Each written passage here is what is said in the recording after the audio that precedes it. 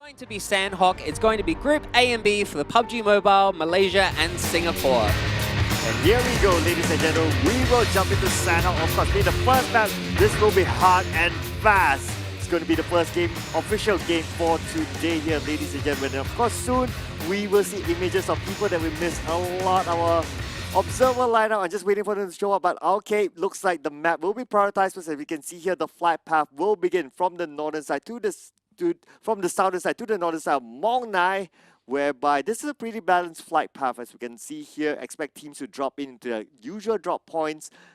Probably going to be hard and fast.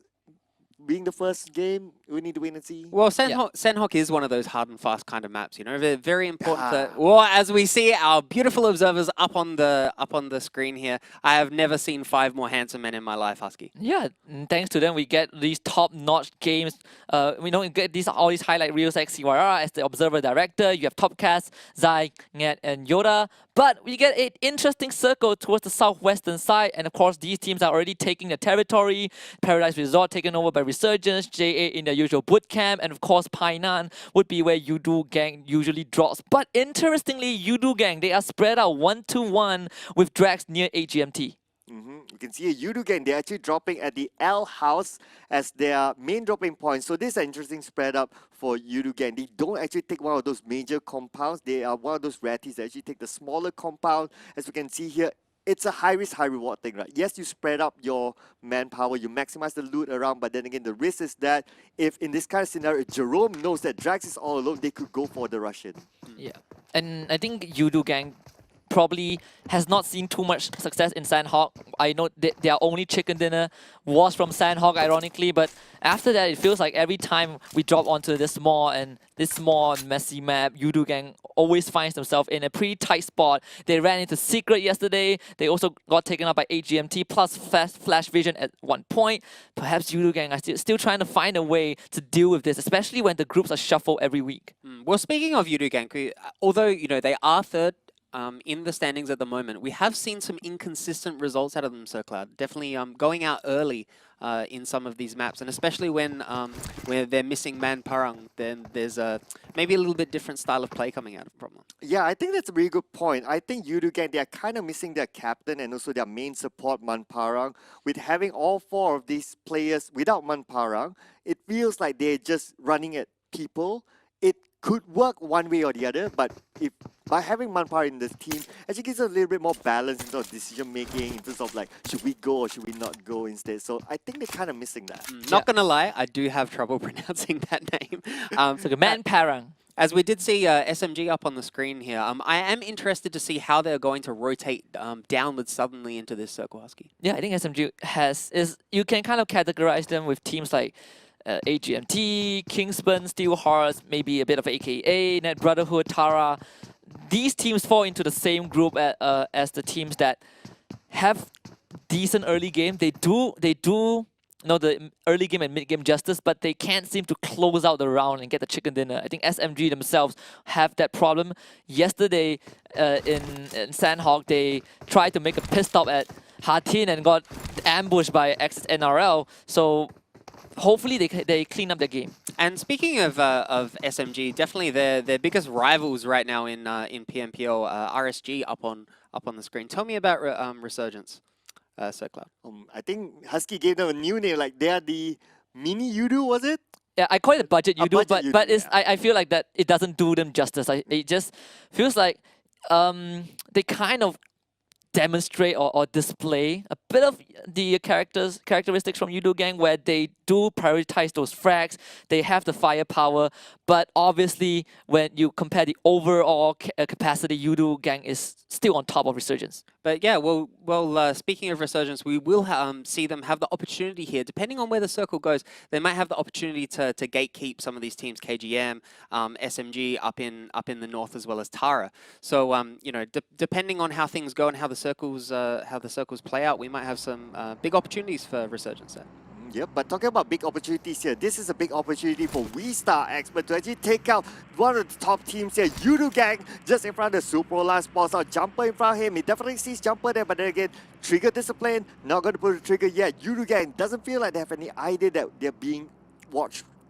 Yeah, I think Yudu Gang, they are pretty oblivious to Restart Expert's presence at this point, but you hear a nade go off, so that might alert these two teams. This has been a hot topic among us off broadcast, right? Even at the dinner table, Sir Cloud, where we were discussing whether it's Jumper or Man Parang, where do these two guys fit? And obviously, there's a bit of healthy discussion right there. You know, Jumper has its own perks, Man Parang also has its own pros as well. But so far, it feels like Man Parang is the bigger man, and he's not going to play today as Super Line with that nade. He's able to tag onto Jumper, but Jumper is not going to go down just yet. And now Yuduge, although they have the high ground, but then again, the vegetation doesn't help them to spot out where Restart Expert is at. The second nade thrown out by Super Line clips a little bit on the Jumper, but then again, they are not making the big move yet. They're trying to get that knockdown before they actually rush in. That's what they're trying to do. But look at this. Looks like Team No Recall takes out J8, and the entire J8 squad is out. Ah man, that's gonna sting for J8. We just talked about how J8, they're actually riding to up the leaderboard. They have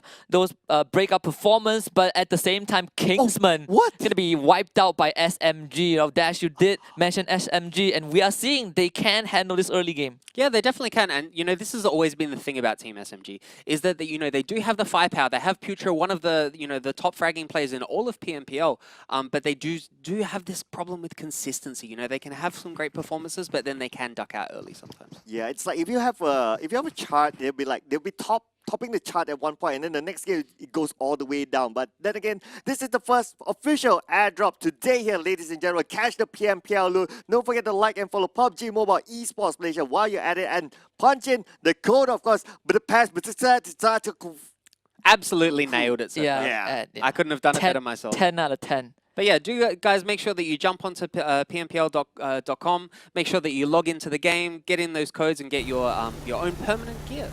Yeah, and speaking of that, I think you brought out the topic of the graph, right? We did have the performance graph at the start of week 2, if you remember that. And SMG's graph is probably the one that has the most dip. The highest high and the lowest lows. Yeah, they had like what, 40 points in one single round, and it just went all the way down. So they clean it up a bit, I would say, throughout week 2, but the inconsistency is still there. Yeah, absolutely. And as we see on the screen here, Tara going to make the long rotation around. I did mention before that with the circle going towards the south, were these teams going to go through teams like Resurgence and take those fights, or were they going to take the way around here, Circle? Yeah, because most of the teams will actually go through the choking points of the bridges or even swim across, but then again, they are doing it differently. But just look at this. Easy, they're going to hit Dingo and have it knocked down from afar. Min is in trouble as well. Min maybe finish off here. We can see here Tito trying to find a good angle here. Is Net Brotherhood is actually on the other side. Just keeping eyes on them. They can hit the third party, but again, Bravo with a side shot here. The Tito just puts it to sleep, but he's not over yet. Bravo is now down to 50% health. We can see him using the first kick immediately, but the Dingos are still hanging on to this bridge. Yeah, Dingo surprisingly holding off 2 different teams. They are able to deal the most damage. And now Easy, LLX, they're down to Fig as the last member who is still standing. GG is pretty far away from the rest of his buddies, but San has a clear way of running down and reviving his teammate.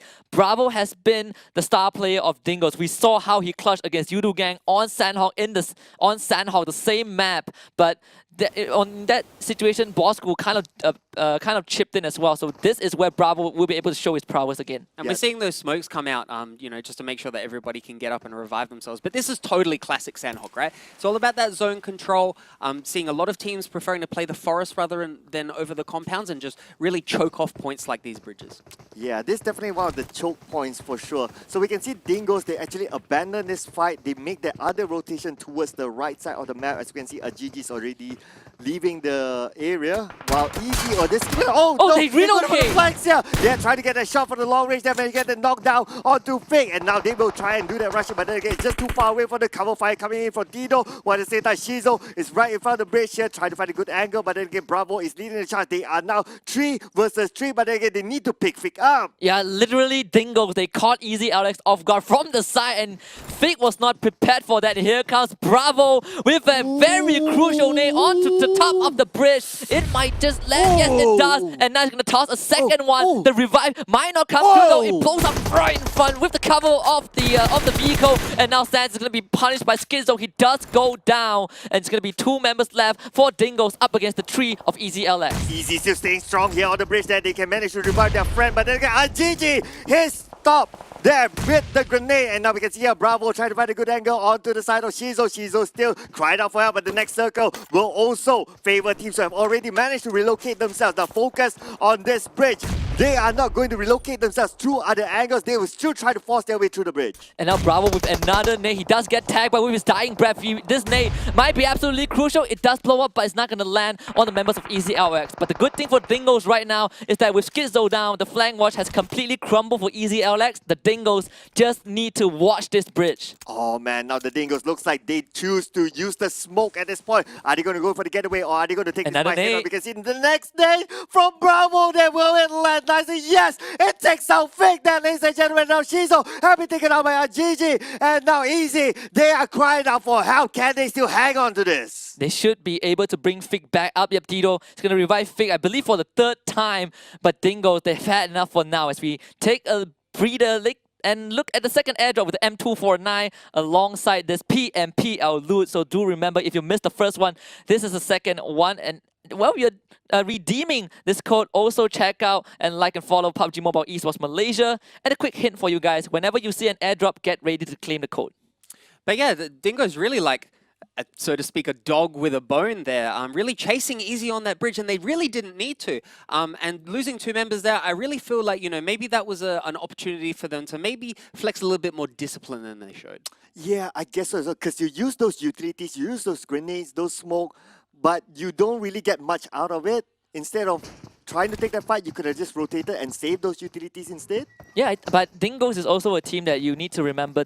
When you see them leave an area, there's a chance that they might come back. They just relocated themselves. And if you remember from Week 1 Cloud, where I think on the beach of Erangel, Dingoes had a similar run-in, but with SMG. But instead of running away, they relocated and they wiped SMG. So the tactical aspect from Dingoes is actually something that is pretty impressive that a lot of teams don't possess, and EasyLX was one of the weak victims. And it was a really good rotation for them to flank on the side of that bridge there, and it really was. The saving grace for Easy really was those smokes there. But after that point, they, you know, were still being very aggressive with the nades, trying to get those kills, and I think they overextended Circloud. Yeah, I think they overextended as well. So, but at the end of the day, I think they lost two members, one member from the Dingoes at least from that fight. Yeah, Dingoes walked away with like 2 members. EasyLX also lost 2, so I would say an even trade, but could have gone slightly better, right? Dingoes, they took the risk, but they didn't walk away unscathed, but at least they reaped some rewards. But Yudu Gang now, they're going to run into one of their nemesis other than Team Secret. It's going to be 8GMT, but they are not approaching that compound. A smart move.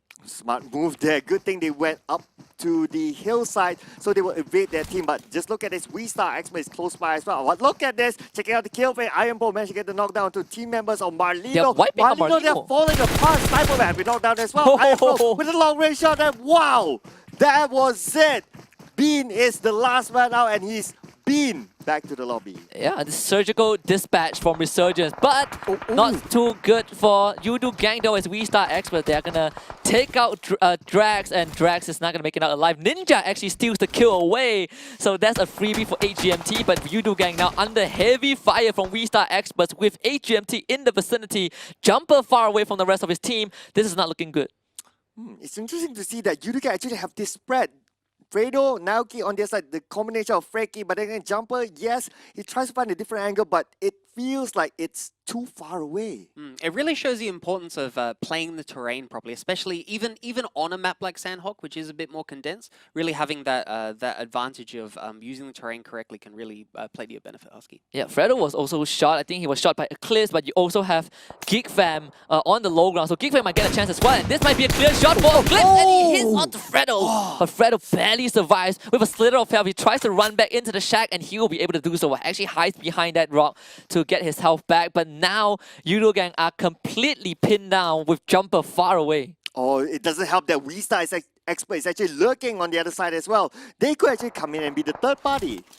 But they really do need to watch their backs here, We-Star, because with the circle moving towards a little bit more to the northwest, you have your Dingoes, NED, TNR that are moving into that circle, and they might come backstab there a little bit. Yeah, AGMT are probably in the safest position right now because it is a coastline, right? So it's highly unlikely that you'll get shot. The only way that you get attacked from is probably by Geek Fam, Yudu Gang, and probably from the freeway, but they don't have to watch their backs. That is the advantage that AGMT have right now.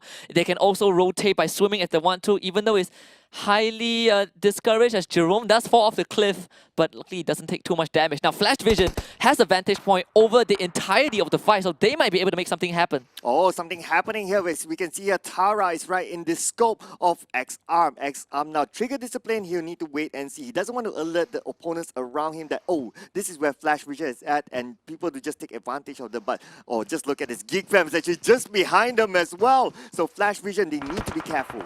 Yeah. Definitely a huge opportunity here for Flash Vision. They are sitting second to bottom on the standing, so this is a great opportunity for them to pick up some kills, pick up a higher placement, and maybe move themselves up in the ranks. Yeah, and Tara also made a bit of a roster change. They have Random playing in today. He was not playing yesterday. So perhaps that will also affect the dynamic, right? One single player can have a huge impact on the team depending on how comfortable the rest of the teams are and the playstyle, yada yada. But now TNR, Team No Recall, a team that I kind of left out when we mentioned about which team that has the potential. They are now going to face off against SMG in Painan. But we see for Team No Recall, they do have Simbi up on that high ground there. So Team SMG been a little bit quiet, did get some kills early on, but they really do need to be careful as they move towards the bridges to just make sure that they don't get caught up from the high ground from Simbi there. Yeah, I'm not too sure how much I like SMG being in this compound for too long, overextending, because when the circle closes in, they will be forced to use those bridges, which will be the choking points and an advantage to Team No Recall to take them out. Yeah, and you can see right now Resurgence on an absolute tear as Iron Pro did take out one member of the Net Brotherhood. Resurgence, they're coming in late from the perimeter of the circle, but along the way they've been able to do a lot of damage to teams like they took out Marino. They also damaged and crippled Net Brotherhood, and now AK is going to stick their foot in as well. Artai is not looking too healthy right now. We can see here, looks like AKA, they're still keeping eyes on the side of Net Brotherhood. Artai is down. Net Brotherhood only have 2 team members left, so they better be careful that Ace cannot be shot. If not, it's just out of here for them. Yeah, well, AKA, they do have that high ground there, and they are just on the edge of the circle there, as we can see the circle is closing in on NED Brotherhood. So definitely a big opportunity here for AKA as Ned try to move into the circle to really pick up some kills here. Yeah, and you can see the kill feed. Actually, SMG trying to move across the bridge, but right now Kitcha finds his crosshair onto Woki. Not able to down Woki though. Woki is still alive, but Resurgence, they don't have the blue in their favor, so they have to run through this and through the gunfire of Kitchup as well. This might be a huge opportunity for AKA to do some damage. Serious damage into Resurgence. Net is also hiding in the building, but tanking this blue is not going to favor him as Resurgence, they will be the one to make the first move. The nade does fly in, so Resurgence wants to clear out this area before they continue their rotation. But then again, it's the 4th circle. Do you understand? That much time looks like Resurgence. They will just toss one nade in just to keep them in the house, and they will keep on rotating. Now, you can see RG with the jump shot onto Fake, and now Fake is now really low. Fake now with the micro Uzi. Can he get the shot here connecting? But then again, it's not going to be he got easy. trouble. No! There you go. It's not going to be easy to clutch that, but then again, Easy will be out at 13th place. The Dingoes are ferocious as always. They make it into the safe zone as Resurgence, they have a long way to go. They are going to run into AKA and Tara eventually, so Resurgence, you can kind of put them aside for a while because this circle is on the southern side of Ruins as all these teams are in the center of it, especially AGMT. Now they are contested by at least 4 different squads. You have Flash Vision, who did lose one member earlier on to Tara, Geek Fam with full squad there as well, as Flash Vision continues to take on AGMT. X-Arm was down. I think they pick him back up.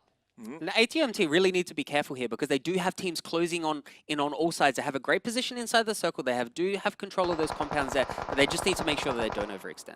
Yep, they can't overextend because the circle is closing hard and fast for all these teams. Now, V-Star Experts start to make their move while Yudu Gang actually keeps eye on their rotation. We can see here that V-Star Experts move down to the lower ground where there's compound advantage there. So that's what they choose to do at this point. V-Star Experts, a couple of their team members still outside the safe zone. Jumper, keeping eyes on the other side, just making sure that they don't go into the safe zone.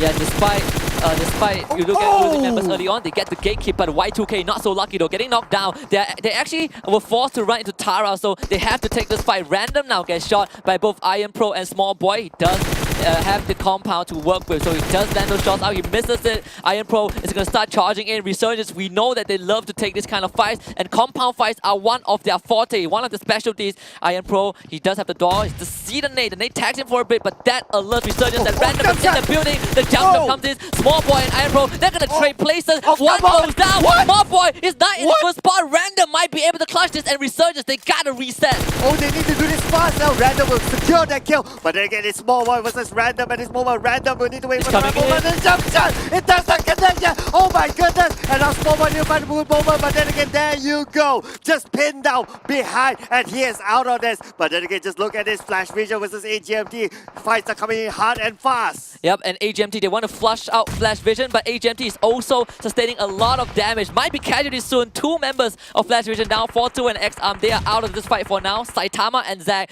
they need to keep this team alive. Now, Zack has been playing in place of Grims for the past few days, and he has been showing up in a pretty impressive way. But here comes Jumper with a nade. Bravo does not see that, and the Dingos, they are out.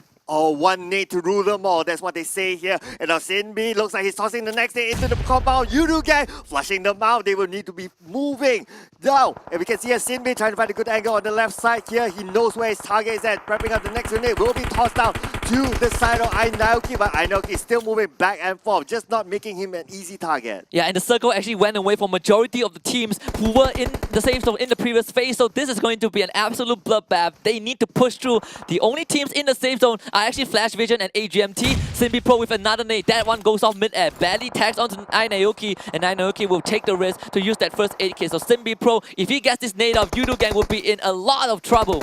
Oh, we can see as well. Team No Recall, they're pretty busy on the behind, but this just needs to come in. The blue zone by Ainaoki. Happened down there by Senbei. And we can see as T19K is trying to go for the rush in. We can see how teams, Geek Fam, just across them. We can see the multiple teams getting closer to each other. And this is just so smart. Two members from TNR running into the circle while Sinbi Pro holds out the flank. He is happy to give his life out for this. But AGMT, they just cannot withstand the onslaught of Flash Vision alongside the third partying of SMG, so they will eventually bow out. But SMG will reap the rewards as they clean up two squads at once. Oh, Geek Fam now has multiple angles to cover here. As you can see, Yudu gang, they are out at 10th place. Right now, taking out the blue. This circle pretty much screwed most of the teams who kind of had refuge early on. But Geek Fam, probably the only team right now with all four members alive. Restart Expo, they're running out into the open, and Zane just gets a free shot onto Moon. That is a confirmed kill. Romeo gets gunned down by Danwood as well, as QB will secure the rest of WeStar Experts, and this is just absolutely tragic. WeStar Experts are out in 8th place. Okay, so Geek, they need to find a way into the circle right now because we can see they need to track into that in such an open area. So it's not going to be easy for them, but then again, they need to find a way to do that. SMG now in the same compound as Flash Vision, but that nade! Big one on the 4-2. Oh, 4-2 is being clipped. He needs to move behind and recover himself by SMG. They still have two members in the same compound. Yeah, but Flash Vision, because they had the previous circle, they are still in the safe spot. They have a bit of time to work with as SMG. They are now racing against the clock as X-Arm tries to go out for a pick and spray. He does get tagged by the nade, but SMG have to run to the blue. They also have to tag it as well. Flash Vision takes the risk. They take out Bart. X-Arm dies to the play zone, but it is fine. They get SMG, and the rest of Flash Vision, they are going to bail.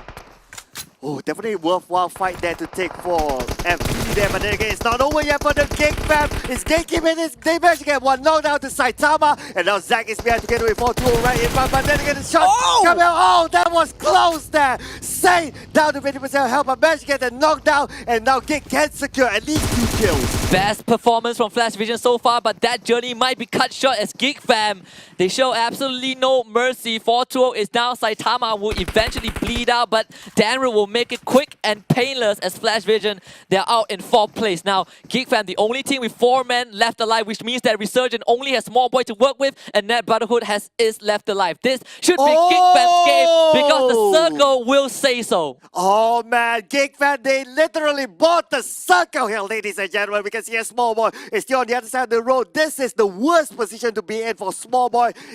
Has this second advantage here, but then again, it's 1 against 4 on the lower ground. Oh my goodness, what is Ace going to do here?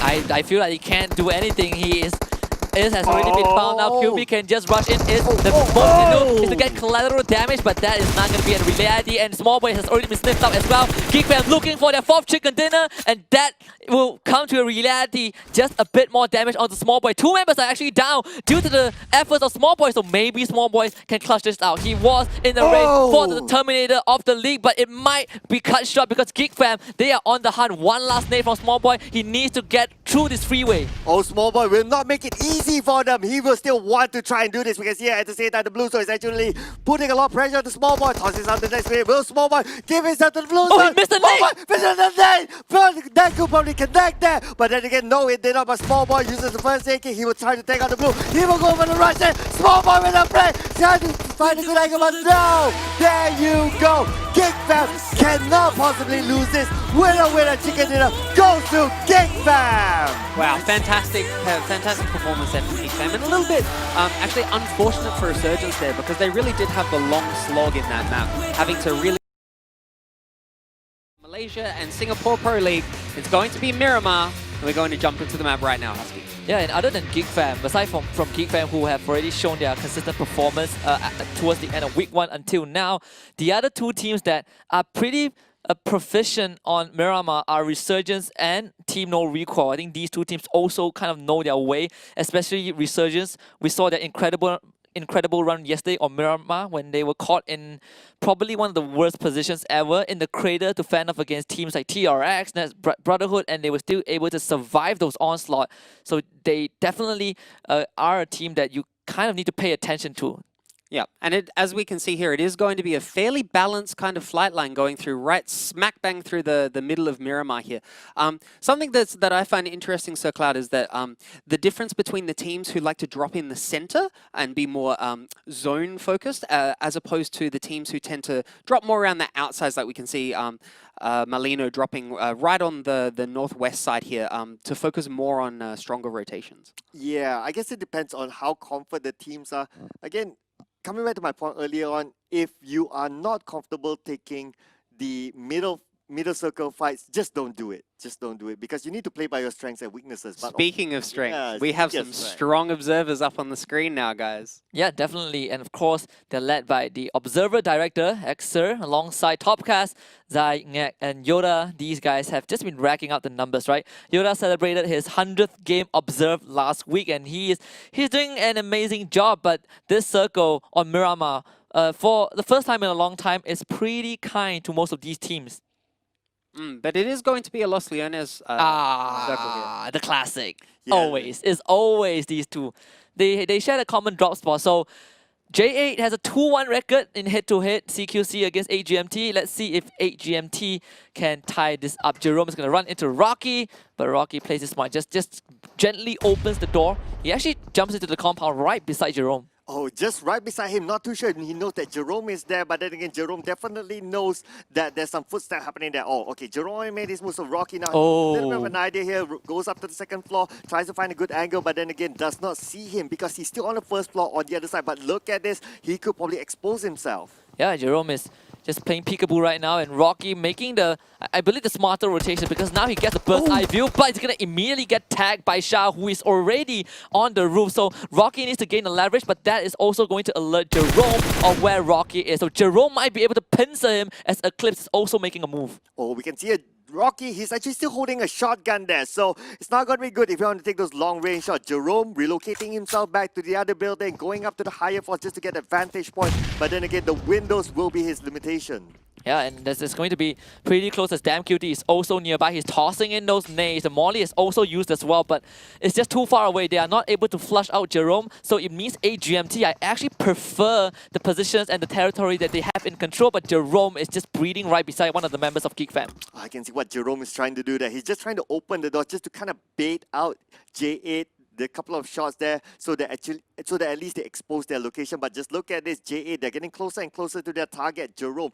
If they can take out Jerome, they have a big advantage over 8GMT. So it depends. Who knocks each other, they will have that advantage. Yeah, definitely. I agree with you right now. Even though 8GMT have more area covered, they have less manpower spread out towards each of these areas. And J8, they have 3 Oh members, my God! but Eclipse Whoa! with the nade finds Rocky. They might be able to trade Jerome back though, because Jerome is all alone. Oh! Another nade, a second one. Buddha now gets taken now as AGMT. They are just raining grenades. Rocky is beside Jerome, and Jerome is going to secure that first point. Damn QD will be able to revive Bota, but Jerome, he is now encroaching closer and closer towards J8. He has the perfect position. Zali's breathing right beside Jerome. If Zali picks up at the wrong time, Jerome can wipe out J8. Oh, because here, Zali, he has an idea where Jerome is, but then again, Jerome still triggered discipline here. We can see backup is coming in. Eclipse coming in from the other side.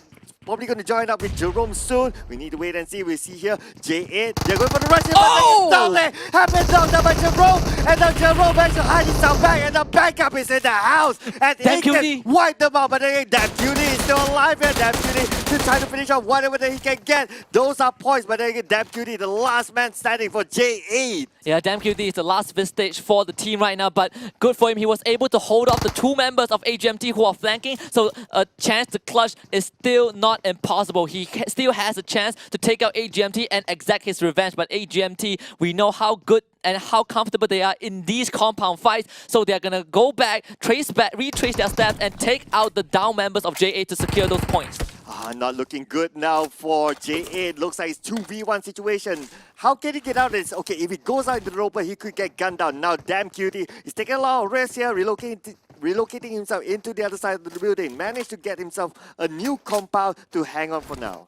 Yeah, and seems like this time J8, they suffered heavy casualties, but thanks to the efforts of Damn QT staying calm and composed, he was able to at least take some members of 8GMT with him. That could have been a perfect pincer attack, but Damn QT is the star of J8. Yeah, it does look like Damn Cutie is going to be able to get himself out of that situation. And it did look a lot better actually for J8, because Jerome at the start was kind of like a little bit of on an island on his own. And you know, I do joke sometimes that 8GMT are a little bit more like 2GMT because they oftentimes have trouble waking up in maps. But really demonstrating really good teamwork and then coming out on top in that situation. Yeah, so far actually so good for 8GMT. Not their cleanest performance against their El Clasico rival J8, but it's pretty decent so far. So if they can finish off Damn QT, I would say head-to-head, I think 8GMT has actually more wins. Yeah, I think, if you look at the 4 versus 4, AGMT is kind of like 1 point down compared to JA, who has the 2-1 victory. But overall, I feel like AGMT are just a bit more composed when it comes to these fights, and they're actually encircling Damn QT. So Damn QT, he can't really go anywhere. Yeah, Damn Cutie, he's going to be pinned down. Just look at this. Okay, so we will have Jerome behind, Eclipse right in front of Damn Cutie. Oh, they see it. There you go, the spray goes out for Eclipse. Managed to get the knockdown, and J8 again. At least they got 2 points this time, but it's just not good for them. Unfortunately, the game of cat and mouse is over. Damn Cutie really trying to hang in there. Just playing some damage control, as you would call it. You've lost a couple of members, or you've lost 3 members. You're all out on your own and just trying to hang in there, but unfortunately, not being able to hang on. Yep, just a rough start for J8. Last round they bombed out with 0 points, but at least they got 2. It's better than nothing. You just gotta settle for what you got. But Geek Fam, the team that got the chicken dinner in Sanhok just now, making a rotation, but they're getting shot at by TNR, and you can see Snipes with the drive-by trying to get the spray onto Ryan, but the distance is just way too far, so those warning shots would be able to keep TNR pinned down for now. Oh, I'm just wondering if Jake Fan is actually going to go for it by encircling the team member of TNR. But just look at it, Stewart 9K seems to be all alone. If they do know he's only alone, they can just go for the rushing. But Jake Fan, not that kind of team, but just look at his hang on. Iron Pro with the spray going out on the side of AKA. MQD is now in trouble. He's being hit down by Iron Pro. And MQD trying to relocate himself using the terrain. Iron Pro all alone. So it's a good thing that he didn't manage to get the knockdown to MQD. Yeah, and if you talk about the kings of Gatka Mountain, is Yudu when it comes to those high ground on that map. On Miramar, it is Resurgence is one of those, and Iron Pro, you gotta really watch out for him. His shots have been long but deadly. So AKA now pinned down by this one singular sniper from Resurgence. Things are not looking good for them because the blue zone is just closing in. And that's why we talk about Miramar being such a strategic map. There's very few maps that lend themselves to situations like this, where one player, just one sniper up on a significant high ground can pin down a whole team, Husky. Yeah, definitely. And Resurgence, they have a a roller coaster ride through week 1, but I think week 2 is an improvement for the team. Despite their standings not really improving that much, but overall, I think Resurgence achieving consistency is more important for them in the long run. Yep, and here we have it, the airdrop here, ladies and gentlemen. Don't forget to catch the PMPL loot. While you're at it, like and follow PUBG Mobile Esports Malaysia and punch in the giveaway code to get your beautiful packs, as you can see here, up to E. And there we go, punch in, but the best, but the gag. You know, that's exactly what Malay sounds to me sometimes. Really? That's what it Really? sounds like sometimes. Really? Especially when you guys talk really fast. I'm like, that's pretty much the experience that I have. But it's interesting that you mentioned about RSG having a roller coaster ride, because I think that's really a good descriptor to use for RSG. 'Cause they can be a bit of a roller coaster team, Husky. Yeah, and again, they are one of the teams that reprioritize fragging, and they are confident in their fragging power. Iron Pro and Small Boy, these two members from Resurgence, are actually in the top 5 when it comes to highest frag in the league so far. But with the circle ducking down to Impala, things are going to get slightly complicated, as Sinbi Pro will be able to knock Damroot down. Oh, at the same time, we can see Insomnus have been knocked down, but he got up. He was revived by his teammate, and now we can see Sinbi trying to encircle Damroot, trying to secure that kill, but the rest of Geek Fam, they are just too far away. Damroot could be given back. Yeah, I think Damroot just gotta bow out. Geek Fan will have to settle for only 3 members. They're even driving into him. But this might be a fatal mistake though. It might put them out in the open. So TNR gotta be really careful. Sane tries to fire a couple of shots on the Simbi Pro, but he's already spotted out. Stewart 9K though, not too lucky as Snipe does find his head. So again, this rotation might prove costly for TNR. Wow. But Ryan will save the day by taking out Snipes. Simbi Pro is gonna secure Damroot, and Imsonus is breathing right in front of Sane. If you can take Sane down, Geek Fam chances will dwindle because Kilby is already on the ground with the blue closing in. Imsonus challenges Sane. He does not get the kill, but Ryan will come in for the backup. The Ryan. prodigy of TNR will wipe out Geek Fam. Wow, and Geek Fam really scrambling there in those last moments to get it together. Very uncharacteristic of Geek Fam, because they're the kind of team that you expected, because they have very consistent performances. So usually they're much more tactical, much more strategic at making sure that they're always in good positions, but kind of getting a little bit caught with their pants down there, Soka. Yeah, I do think that it feels unusual as compared to what we've seen in game number 1. This time they're so out in the open. Doesn't feel like they actually have a plan. So they're just like, oh, there's an opponent, but they don't think about themselves. So not too sure what was going through their minds, but things just happen. Yeah, and especially on a map like Miramar, making sure that you make those rotations in the correct timing and manner can be make or break in a map like this. Yeah, definitely. TNR, they tried to revive Stewart 9K, but he was just way too low. The Playton took him out. So TNR settling for only 2 survivors. I think that's good enough. MVP for me personally is Ryan. He was able to take out the sniper from the side of Geek Fam, and that completely caused Geek Fam's formation to crumble. But we have the second airdrop again, another DBS, Miramar's favorite shotgun when it comes to airdrop. You just can't ask for more. It's just, at least there's no 8x scope. But Atai will find his own headshot, his own personal headshot. You can see easy. They have SMG right in front of them. They do know SMG is there. Min earlier tried to scout that out, but then again, it's still early for this team, so they're not going to make any big rotations. Plus, the distance is just too far. Probably a couple of warning shots, and that's about it. Yeah, just definitely right now, I think just about playing it cool. I think when it comes to those teams there, it's more about waiting until the next circle comes out and then seeing how that affects their rotation. Yeah, We Star Experts completely just pinned down in the low ground with Net Brotherhood overlooking the neighborhood. So this is not looking good for We Star Experts as well. And with the circle now panning a bit towards Los Leones, a bit of south side of La Bandita, we are going to have a lot of teams rotating in from the northeastern side. It will get really dicey because Kingsman, they are the middle point of that compound. Yeah, and an opportunity here for Easy maybe to gatekeep some of these teams coming in from the north here, so Yeah, so north will be very congested, as we can see here. The teams are starting to migrate because they do notice that Los Leones is still somewhere that if the circle goes to Los Leones, it will be a compound fight. So it's always better to secure yourself your own compound. So that's probably what they're considering to do at this point. Yeah, Flash Vision actually got themselves a free entry from the southwestern side, so that is good news for them. Resurgence, we saw them driving in parallel with Yudo Gang, so we might see a pretty action movie style kind of fight along the freeway, but SMG, they will take this slow. They are already in the safe zone. We Star Experts managing to avoid Net Brotherhood and get out without a single casualty. Good news for them as well. see here, We Star Experts, they are just across their opponent, park themselves for now, but then again, on the side of Net Brotherhood, you keep eyes on Easy. Okay, the shot does connect a little bit down to Shizo, it seems, but Shizo, they're being pinned down in the house.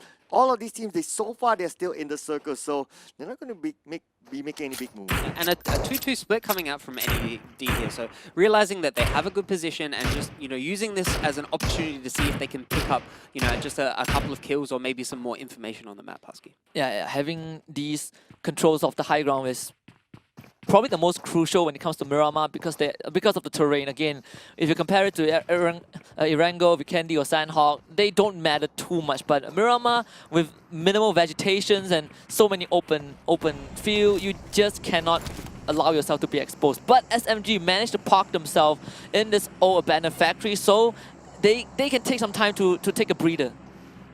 And it is, like you say, taking a breather. It is about having patience on a map like Miramar Club. I think that a lot of the mistakes that you'll see of just teams being too over-eager to get out. But look at this team wants to get out, that's for sure. Sinbi looks like they're trying to take out 8 GMT. Jerome is the only one left alive with only 50% of health. Eclipse is now down, and Jerome need to fend off Ryan, the Starman for Team No Recall, but then again, it's going to be tough there. Ryan, he gets a knockdown onto Ryan, but then again, Jerome gets the second one down. It's just too much for his Sinbi. Managed to save his teammate. Oh man, that was closer than a hair's breadth. As Sinbi Pro almost died to Jerome. That could have been a highlight reel. He could have clutched it out, but sometimes it's that one shot that makes the difference. So Sinbi Pro will be able to bring Ryan back up. It's gonna pop the smoke grenade just to provide a bit of cover. TNR, they live to tell the tale for another day. Yeah, and as we see, Team SMG here do have control of that compound, but are very wary that We Star is actually on the high ground there. So just being cautious of the way that the circle moves from here, and just being cautious of them being up on that high ground there.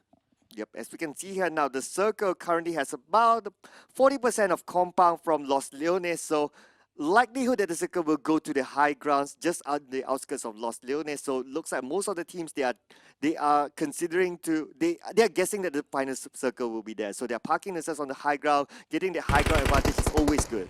Yeah, and remember when I said that there's a bit of Judo Gang in Resurgence? They're almost doing what Resurgence did majority on week 1 because they're playing on the outskirts right now, and they're actually getting all these good angles to gatekeep teams and also to pick off the stragglers. But Marlino, they're standing right in front of Tara, so this is going to be a huge fight because Marlino, they have the vantage point.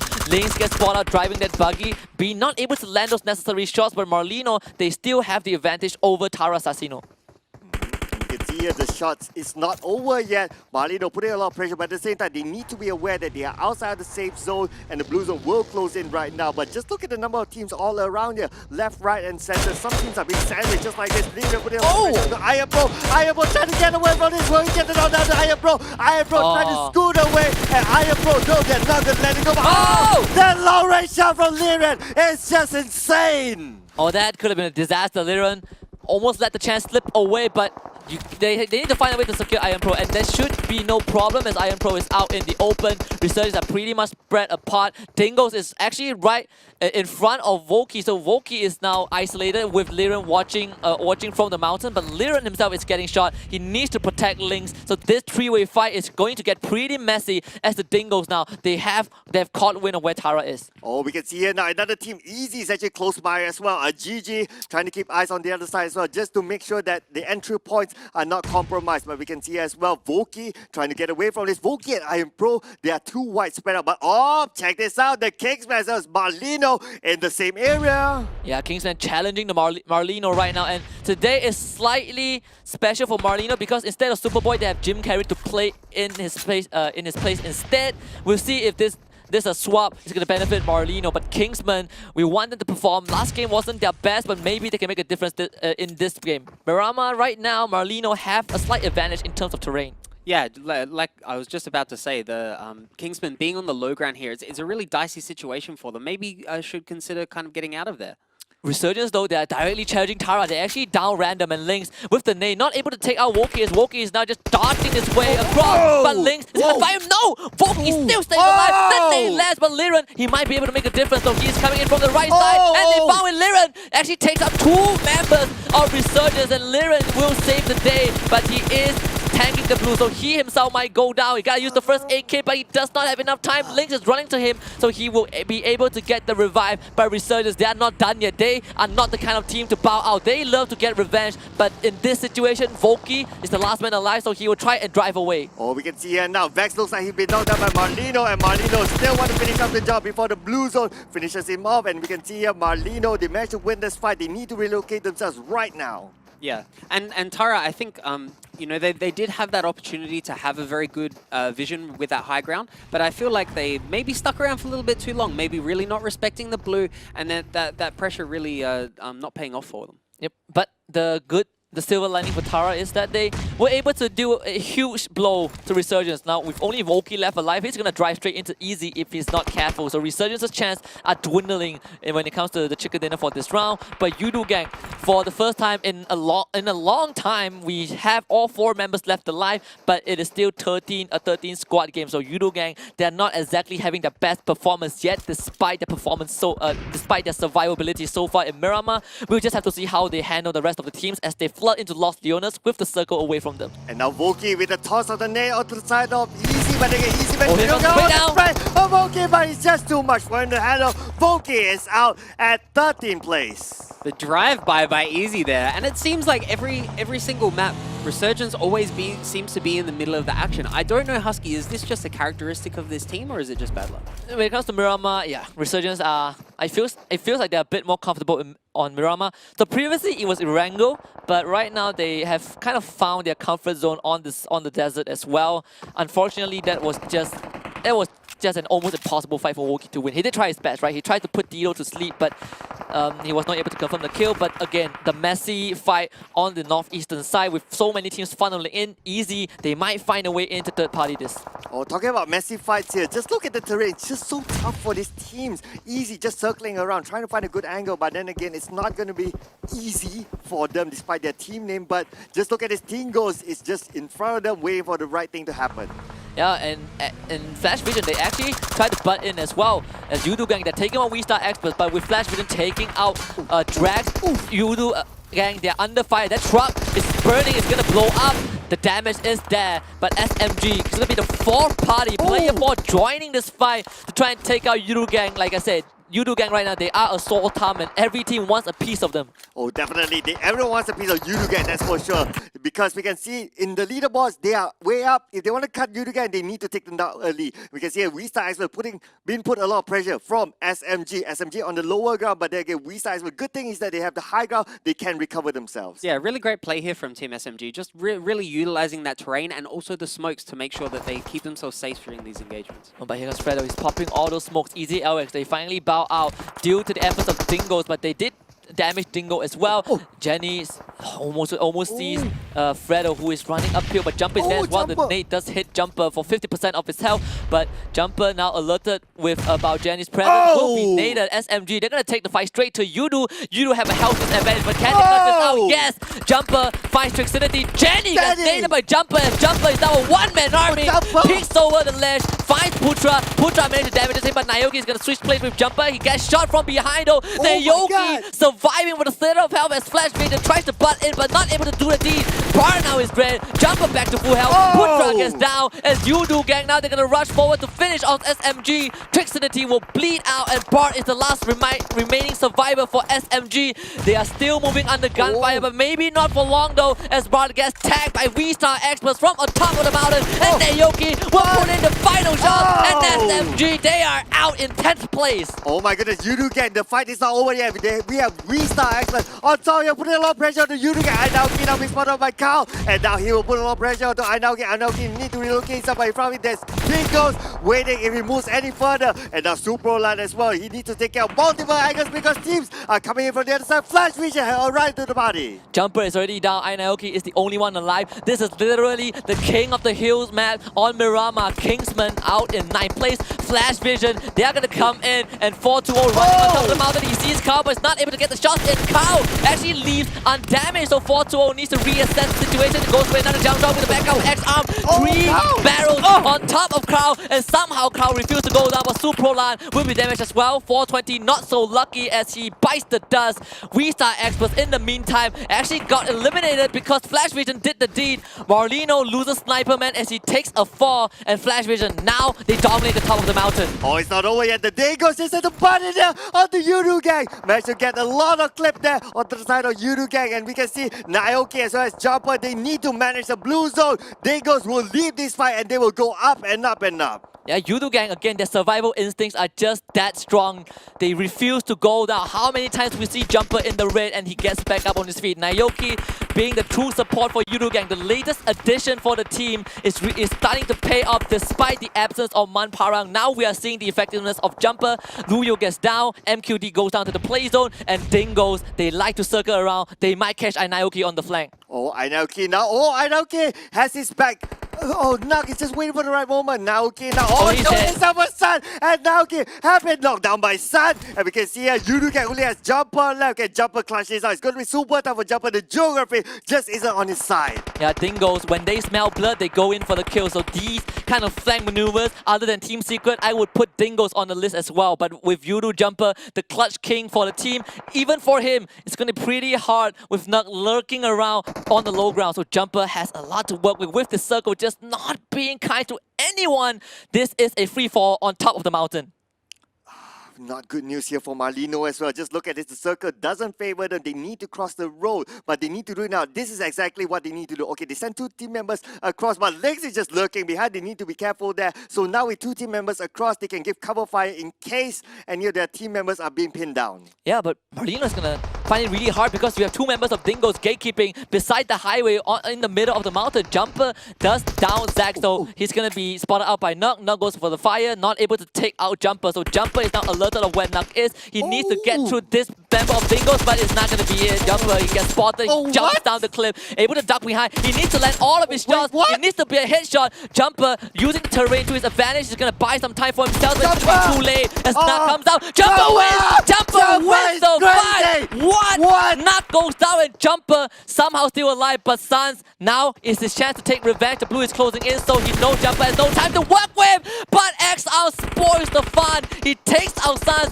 and gives Jumper another few seconds to recover himself. Oh my goodness, Jumper is just ridiculous here. He doesn't have any recovery items. He needs to get to the safe zone because now the safe zone is just away from his son. Will be knocked down by Flash Vision. They just had to butt in. Jumper, you are still alive. Jumper needs a dead body to get those medkits, but his time is limited. X-Arm has his back turned, but with the play zone now just closing in, Jumper, he needs to find a way to get to those recovery items. But in order to do that, he needs to take out lone members. And the only lone member right now is a GG on the low ground. And Jumper has no access to that. Net Brotherhood, they're also at the foot of the mountain alongside Marlino. Flash Vision, this could be it. This could be the chicken dinner. This could be Flash Vision's game here, ladies and gentlemen. As we can see, they are on top of the mountain, but can they be the king of the hill? Jumper now just pronate with a little bit tick of a life. It's ridiculous. Jumper, how can you survive this long? You are a man of the hour. Yep, and he's right in the line of sight of X-Arm. X-Arm finally finds him. The micro Uzi is enough,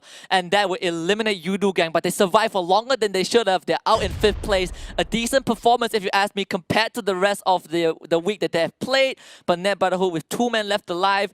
GG is the only survivor for Dingos, alongside 3 members from Marlino. How can they challenge Flash Vision on top of this mountain?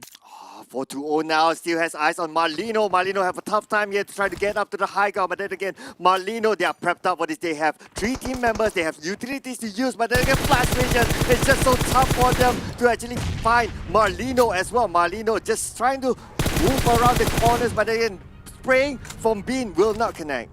Yeah, the smoke is the saving grace for Marlino right now. It cuts away, it cuts out, it blocks out the vision of Flash Vision. But still, to get up to the high ground with this circle closing in, it is just lucky for Flash Vision and unlucky for everyone else. But 4-2-0, they need to the other teams need to somehow find a way to take out both 4-2 and Zack to even have a chance of getting into the circle, because these cover fires from the snipers are just deadly, and they're going to start with taking out Zack. That is step number 1 to gain access into the circle. Oh, that's step number 1 there. But then again, look at this. The Dingos is out at 4th place. We're now down to the 4th place. Look at this. The nades managed to get a knockdown to Noxie. And now Flash Vision, they will recover the sets. They are still king of the support. Jim Carrey, will he be laughing here, ladies and gentlemen? As you can see here, Saitama, he's now down to 10% of health. Jim Carrey still putting a lot of pressure. Jim Carrey will not make it easy, but now Jim Carrey is out, as well as Marlino at 3rd place. Yep, and Flash Vision, we have talked about it so long. We wanted to see the flair of this huge roster shuffle of the off-season, and I think this is their game. They have the circle, they have the mountain, they are the king of the hills, and only 2 members of Net Brotherhood to work with. And you can see Flash Vision, they can smell the victory, they can smell the chicken dinner that has long been overdue. It has been 2 weeks, but today it's going to be it. They jump down, they find one, Saitama gets down, Atai is still clutching it out. The Brotherhood shall not stand, and Flash Vision, they earn themselves the first chicken dinner after 2 weeks. Incredible performance there from Flash Vision. Really understanding how to play that high ground there and just really being consistent across the whole map, especially in that ending there. Playing tight, not overextending, and making sure that they can close out there. They need to find ways to actually be better in terms of coordinating their firepower. Well, we'll see how that plays out. We will be jumping into Vikendi right now. It's groups B and C, guys. Let's get into it. Winter is coming, and we have PPG trying to look for that redemption arc. So yesterday was not a fun day for PPG. A lot of days have been a fun day for PPG, to be fair, guys. Especially not on Vikendi, right?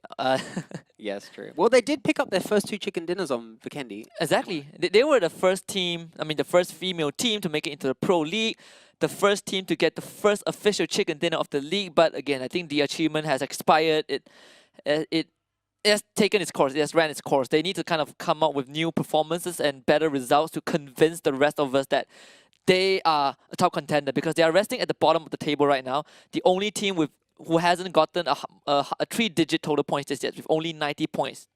And so it will be a very, very even flight path going straight down the middle of the map with an eastern circle here. So speaking of the bottom of the table, looking at the top of the table, Team Secret. Cloud, what is it about Team Secret that's made them so successful in these opening weeks of PMPL? Oh, they just know what they're doing in terms of their strategy, their coordination. On top of that, they have individual skills that stands out above everyone else as well. We can see even if they lose team members early on, even if they have 1 team member, they can still survive it on. They can still get a couple of kills along the way and could also clutch out some good plays. So Team Secret is just a well-balanced team. Yeah, at this point you can kind of use the analogy of what makes Team Secret so good. Well, it's because they're Team Secret. But PPG, they're going to come in with a different lineup again today. So yesterday, they played without Baby Bell, but today they're playing without Moy. So Daisy is going to replace her. They're bringing in Far, Baby Bell, and Putri back in. I think Putri has kind of been the person, the member of PPG that they are always playing around. They're drafting around. So hopefully, with this change, it will give them a better result. Yeah, like we said, it has been a slow start for PPG in the Malaysia Pro League.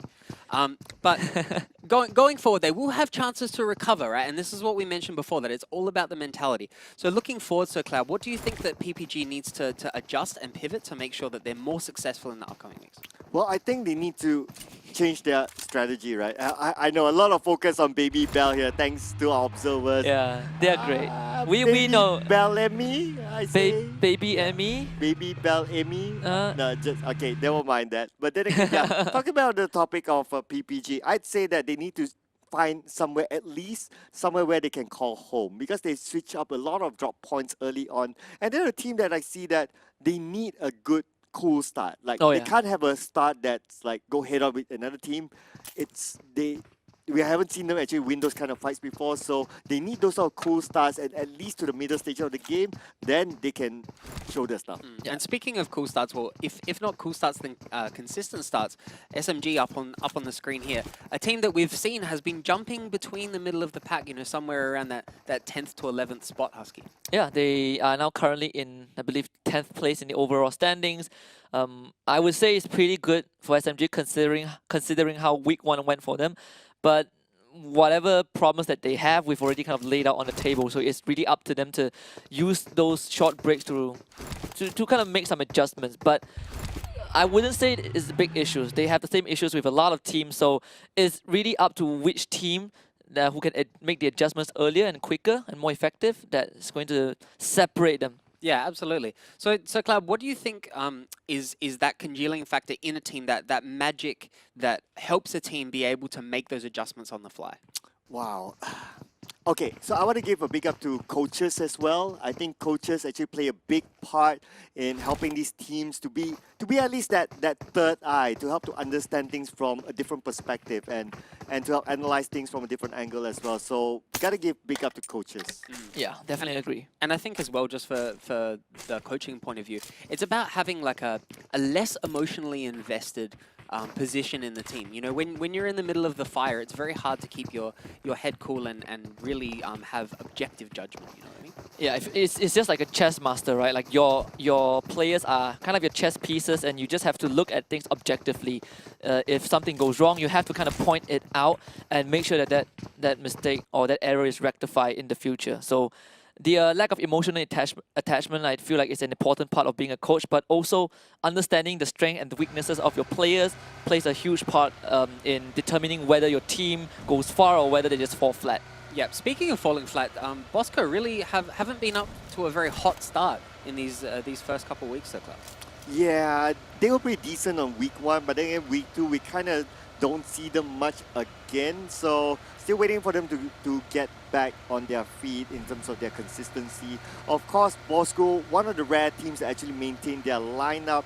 They played in Season 1, but then again, they didn't do that well, so they had to go through the rough restart of going through the PMNC. So far, they've been kind of like, I would say, exceeding last season's expectation, but for them to remain relevant in the PMPL, they need to find that consistency. Speaking of lineup changes, we are seeing, as we see some action here already, Husky. Yeah, J8, while driving past Tara, Lyron will again be the one to take the first few pot shots. He is the fragger or the rusher for his team, but J8, they're actually going to play with Boyka for this Group B and C, at least for this map. So maybe this adjustment is going to help the coach is now stepping into the midst of the battle himself. Yeah, how do you make a decision on that, when to sub in and out players, Sir Cloud? Because especially if you have a player who has a particularly rough performance and then you immediately swap him out, that could play some team politics aspects there. Oh, okay, so before that, Boyka managed to get the knockdown to random and he will finish off, and that's a really good start for Boyka, getting first blood for himself and his team.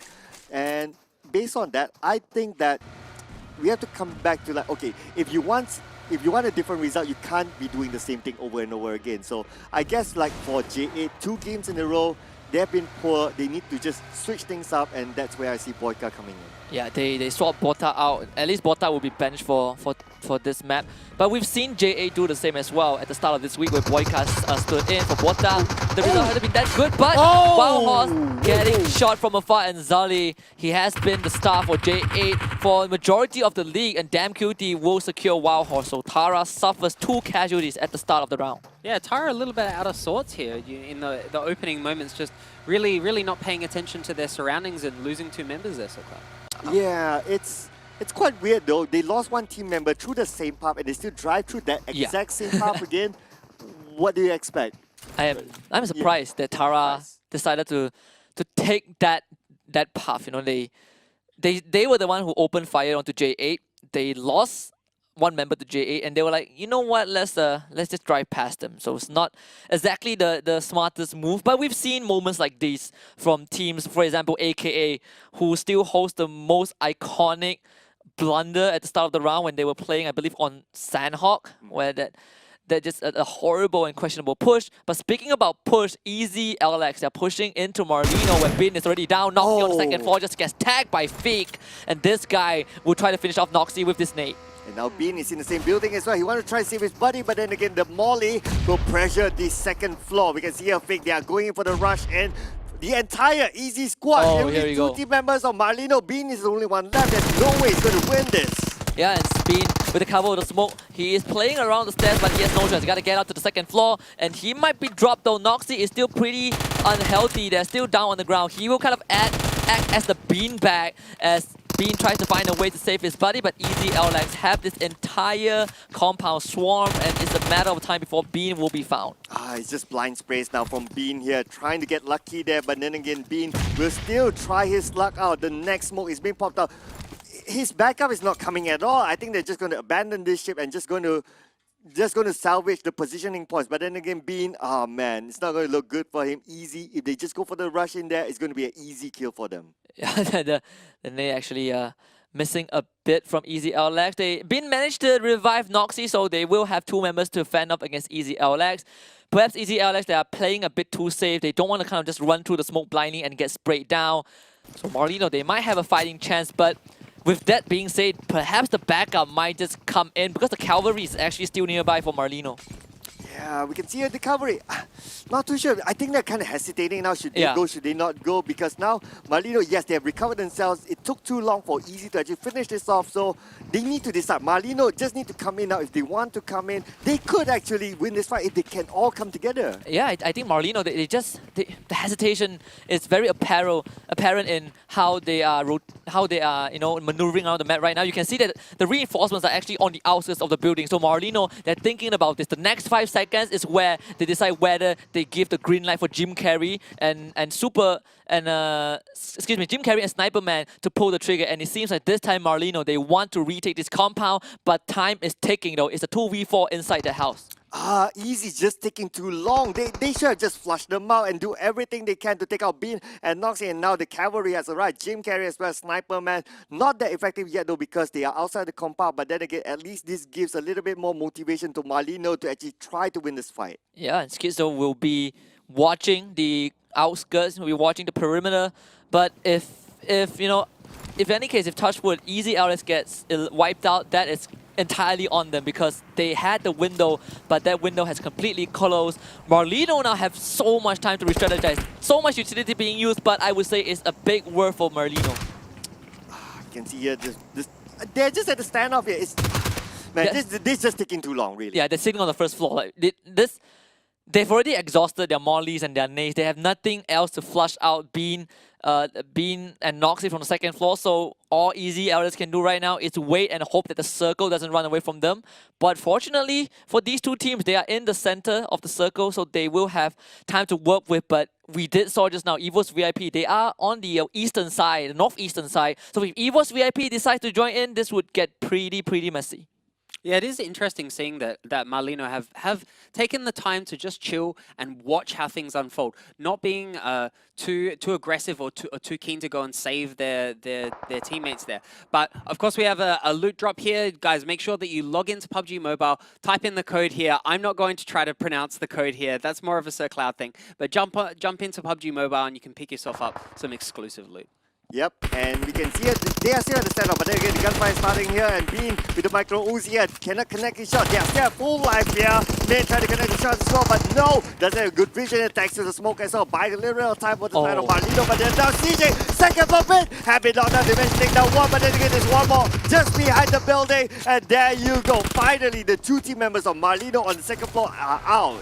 Yeah, they took too long, but now backup is coming in. Jim Carrey and Sniper Man, they can still have the chance to clean out the rest of Easy LA. It's going to be a 2 versus 4 for Sniper Man. He tossed the nade, but at the same time, Vic jumps out, but Sniper Man's going to find one. Schizo through the smoke. Vic also gets down by Jim Carrey. Marlino, we talked about this. They have enough time to re-strategize. They're going to find 2 members of Easy LX, and things are just not looking good for Easy LX. They're trying to flank from the side. 1 member on the second floor, but you can see Tito, he has full health. He's trying to run back in from the back door, but this is where Evo's VIP is going to come in. Jim Carrey gets dropped by Tito and finished off, but this one remaining member, Sniper Man, he might be able to make all the difference because Evo's VIP is here to crash the party. Oh my goodness, who sent out the invite to Evo's VIP, and now they are in the same party as well. So it looks like Backup is coming, Kuza is coming in from behind. They can flush 2 teams out here. We can see Samzy is arriving to the party as well. Heiko as well as Luxy, the 2 fraggers here. They're trying to find their targets, but then again, the smoke is just buying time. Yeah, the biggest winner right now is going to be Evo's VIP because Easy LX, they lost Min. He was naded, and now Heiko is breathing right beside the lone survivor of Easy LX. He just have to pre-fire or towards the left side. He's going to be able to find it. Michael Uzi gets sprayed down, but it does not matter. Min will eventually drop, and Tito, while he will go for eternal slumber, Easy LX, they get punished punish for their reluctancy. And now Sniper Man, only with the cover of the smoke to keep him alive. It's a matter of time before VIP finds him. Kuza is right beside him, and he just needs to pick through that doorway. And he sees him, and Sniper Man might be put to bed. He gets one. He's not gonna get the second one though, and EVO's VIP reap all the efforts of Marlino and Easy LX. And it just goes to show how hard it is to raid some of these compounds on Vikendi. Usually you'll see on Vikendi it's leaving those compounds, which is really, really dangerous, where people tend to take the most casualties. So when you can secure a compound like that and you have the smokes, it can be really difficult for a team to come raid. And we're just seeing that in that case, Easy just taking way too long to really get any results up in that compound, and then really easy for EVOS to come and clean him up. Totally agree with that. We have seen like today's like a day of like overextending, right? Since Sanhok, we saw the bridge overextending, and now another example overextending, and the happiest people is EVOS VIP. Yeah, they were the one who won Vikendi yesterday when the circle was in Cosmodrome, but this time you have Cement Factory in the center, and of course it feels like a show of, you know, Easy LX trying to be the robbers, the burglars. They barged into Marlino's house, but now they just stay there. The cops came and cleaned everyone up. So that was just unfortunate. And if you are EVO's VIP, despite not getting full 8 points, you are happy that you know that you're not going to be, you know, last in terms of placement. But now J8, they're hovering around the compound where EVO's VIP just raided, and damn QT might take the first shot onto Haiku.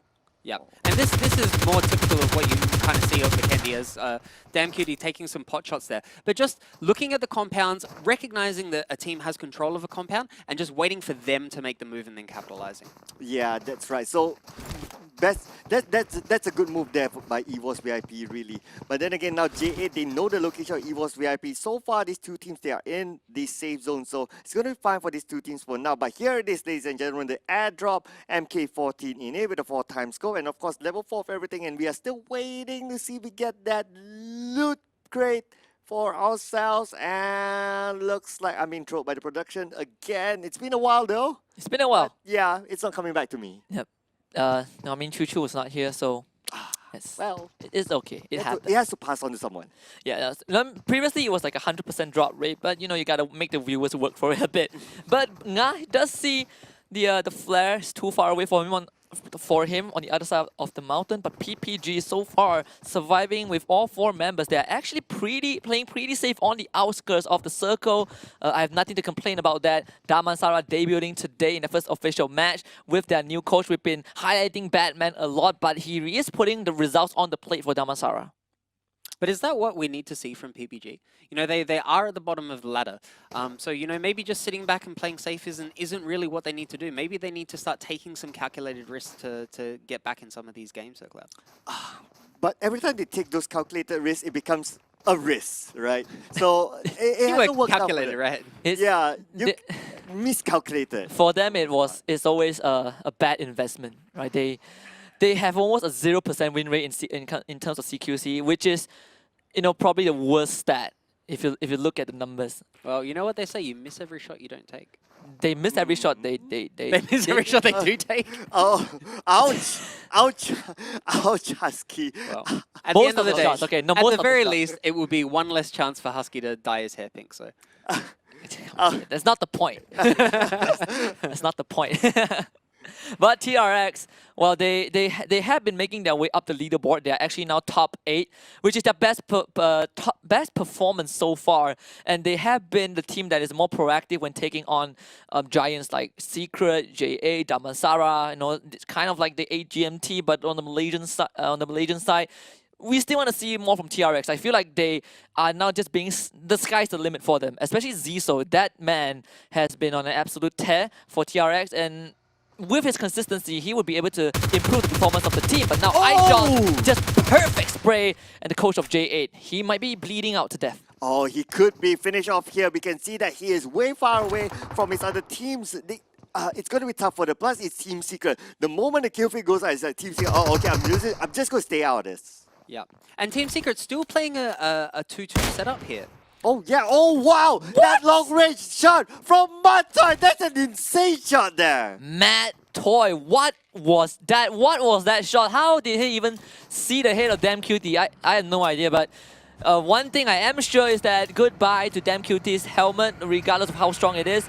Team Secret one of the teams that love to play the 2-2 because they can hold their own. Here comes the encirclement. This is a bunch of piranhas. Rex drops his car on the roof, but who gives a damn because Team Secret are here to take over the compound. Ice shots!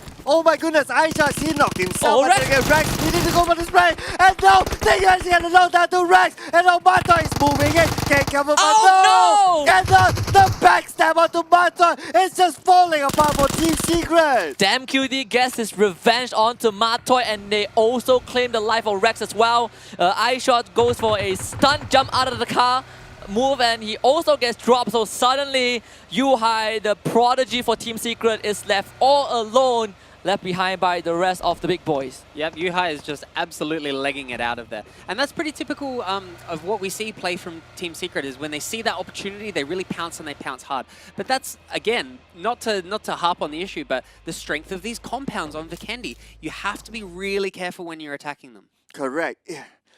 Unfortunate for Rex, right? Like, he was cooking up the nade the same time that J8 backstabbed him. That was bad timing. Yeah, and that Matoy as well. He wanted to go in and save his buddy, but then again, he forgot to check his back, and that shot coming in from behind, well, that eliminated Matoy's. But eye shots as well. I wasn't too sure what happened there. He kind of like jumped out the car mid-air maybe, and that gave him a knock, and that kind of like falters the plan. Yeah, and now Yuhai is getting shot. He's trying to save his buddy, but Aisha just dies beside him. This is a tragic way to go for Team Secret. We thought that they had the mojo going. We thought that they had the momentum, but the Secret train has come to a halt. Yeah, potentially, you know, maybe it could even be a lack of communication, guys, you know. It's, with a lot of those attacks like that, it comes down to communicating, letting people know, I'm nading now, I'm going now, I've got you covered, these kind of things. And when that communication breaks down, you can have these missed timings like this. Yeah, it could be as well. Yeah, it could be as well. Because we can see that Rex, he's ready in front of the compound, but Matoy is not in a ready position. And Aisha somehow had an accident, so he was cooking the net. When he cooks the net, he exposes himself. Yeah, and the way that Secret tried to attack the compound, props to J8 for being ready for that. The moment Boyka got taken out, J8 were actually prepping themselves for the siege from Team Secret, because knowing how Team Secret plays, this is what their next move is going to be. But the way that Team Secret entered the compound with flying cars and stylish maneuvers, 10 out of 10 for style points, but 0 points for them when it comes to those fraggies on the leaderboard. Tara, though, off screen will be taken out. So it will be Access NRL right in the middle of the circle here. Have very, very good compound control. So from here, Sir Cloud, do you think that they need to be focusing on just making sure they maintain their territory? Because we have seen on Vikendi, if you dig in too heavily on a compound, it can be dangerous when you leave. Yeah, I still think that they need to have a perimeter around them. As long as they're able to fend off teams who try to come close to the perimeter, then they'll be fine. But just look at this. Who's not fine here is Ral. He's been pinned down behind the entire SMG squad in front of me. Not too sure where the rest of Steel Hearts is at, but we can see Ade is actually knocked down on the high ground. Not going to be able to help Zral, but Zral, he's being sieged down with mortars. Yeah, I mean, Steel Hearts, they're just getting bombarded by Bosco. They're being pincered by SMG. PPG bowing out as well as Net Brotherhood comes in and just sweeps them up off their feet, but not in a good way. SMG, they always find themselves in these open areas, but at least for this scenario, they were able to get out of it unscathed. No kills for them though. At least they leave with 4 members alive. But we're seeing just once again, it's PPG just having a very lackluster performance, not really popping off, just kind of like silently dying, if it will, Husky. Yeah, I kind of agree. There's a very last screen time of PPG that you see them and they're actually alive. Most of the times it's just PPG getting eliminated, so they're still trying to find the footing. But Damansara are gonna siege onto the compound, dominated and occupied by TNR. But TNR gotta be really careful though. Sinbi Pro gets picked through NSP, not able to take it down. Jump shot from Sinbi Pro is just perfect. Insomnus also finishes off NSP. Riot goes down also. Both teams gonna trade 1v1 for 1, but TNR, they're committed to this fight. Damansara takes to the side. You have Zings on the right side, but Insomnus comes in with a spray. Goes on the most Goku and Zings. Let's be alive. Sprays through the gap, and it's gonna be Insomnus to be the hero. Damansara are out. Oh man, Insomnus, the man of that fight, ladies and gentlemen. What a good play there by Team No Recall, sieging down Damansara Esports. Now Bosco finishes off Ace on the other side, and the rest of Bosco, they are on the behind. They need to cover multiple angles. They're out in the open at this point. They need to cover Team No Recall on one side, and they need to cover as well. Steelheart could be the third party in. Yeah, and actually Yuhai managed to took out one member of Resurgence just now. Resurgence drove past Yuhai while he was hiding in the shack. So 3 point for Team Secret, but Small Boy gets revenge for his team, and Yuhai will have to join the rest of his buddies in the lobby. Team Secret are out in 11th place. Not the best placement for them. Yeah, unfortunate finish there for Team Secret, and that just comes down to making those aggressive moves. If you do make an aggressive move like that and you take that risk early on, you do risk going out, quite early like this. Yeah, that's right. So is that a calculated risk that they're trying to take? I'm not too sure. I'll put it this way: if you do it and it works, it looks super pro. Oh, but if not, then it goes down the drain. But then again, the long range shot from Iron Pro there managed to get a knockdown, it seems, onto one team member of Team No Recall. But just looking at the circle as well, Team No Recall, they have a long way to the circle in such an open position as well. Axis, wow, they are in prime position. I'm a little bit worried about Axis right now because they really are being closed in on all sides. So like you say, it's maintaining that perimeter husky that's going to be important for them right now. Yeah, but for Vikendi, it's slightly easier because there's a lot of perimeter to work with. Unfortunately, as all circles on Vikendi for PMPL so far, there's just no perimeter. It's open area. For some dang reason, it's always like that. But Asfar is going to fight SamZ, and Nga will get Luxy down as well. Evo's VIP, 3 on the ground as Resurgence will try to come in and steal some of the kills away. Iron Pro actually finds Haiku. SamZ gets finished off by Voki, and Resurgence, they are just reaping the effort of Bosco. Oh, but Iron Pro now is going towards the captain. Kuza here. Oh no, Kuza and Ko is out at 10th place. That is just unfortunate for Evo's VIP. They had such a good spot, but now SMG, they're coming in. They take out in Summoners. Zara will be able to find a hit of Putra, so you gotta be careful. The lone survivor of Steelheart might be able to still make a difference, as Zara was the man other than Super Mao. So Iron Pro right now is gonna lob out those smoke grenades to provide some cover for his team. And we can see here Bosco putting a lot of pressure onto other teams. They are playing by the edge of the circle, but at the same time, you just need to check out the right side of the map as well. Gunfire happening there, so we can see here Team No Recall trying to get into the safe zone. Yes, they have an opening while eliminating Steelheart at 9th place. Yep, and at the same time, still at 9K goes down to the play zone as Asfar will be naded by Resurgence. Bosco, they are behind. They are in a bit of a disadvantage when it comes to position. They are sandwiched between Resurgence and Net Brotherhood, so it's not going to be easy. Sinbi Pro gets taken out. Team No Recall will settle for 8th place for Vikendi. I feel like in this situation, whichever team between starts off with Bosco, the other team's going to third party here. Oh yeah. Oh yeah, that's it. But look at this, the circle again. Oh, the flanks! Oh, the flanks from RNG Voki! Let's get to Voki! Here's the stomach, but no! He had to be burned down, but again, he has his buddies to help revive him. Resurgence, they are just surging through. Yeah, I know Iron Pro sets Voki on fire because he was the bomb, but it's okay. Bring him back up after a bit of a celebration with that flare. Axis NRL MPX now in the middle of the circle. One team that we kind of put aside off the radar for the start of the round is TRX, and TRX have 4 members left alive. SMG also driving into the compound of Axis NRL MPX, and this is perfect if you are Axis right now. You have such a huge compound to work with. It's looking like Team SMG is going to run into the blender here.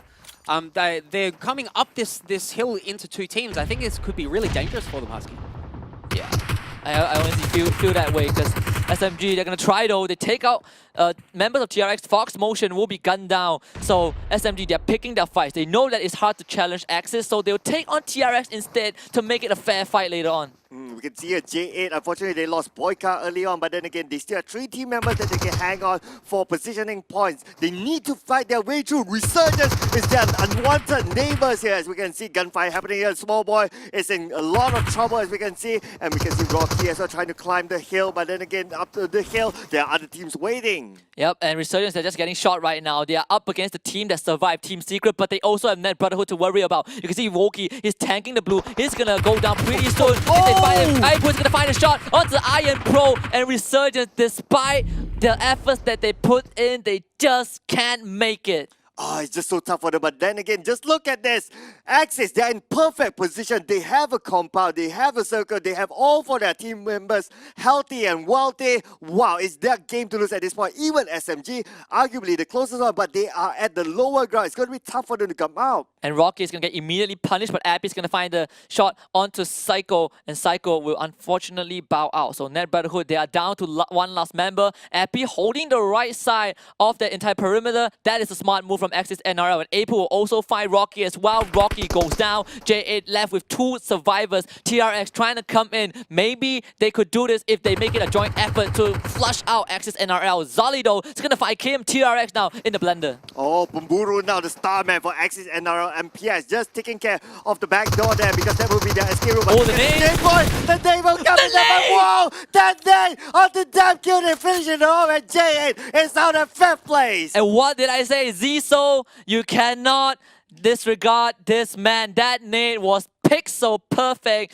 and J8's run comes to an end. But right now, SMG, other than Axis NRL, SMG is the only team with 4 members left alive. The circle is finally running away from Axis NRL. This is going to force Axis out of their building into the mouth of SMG, but TRX, they are still alive. And that's what I was worried about, is now the Axis NRL have to come out of this compound. What does this mean for walking out into these crossfires between Team SMG and TRX? I think this is...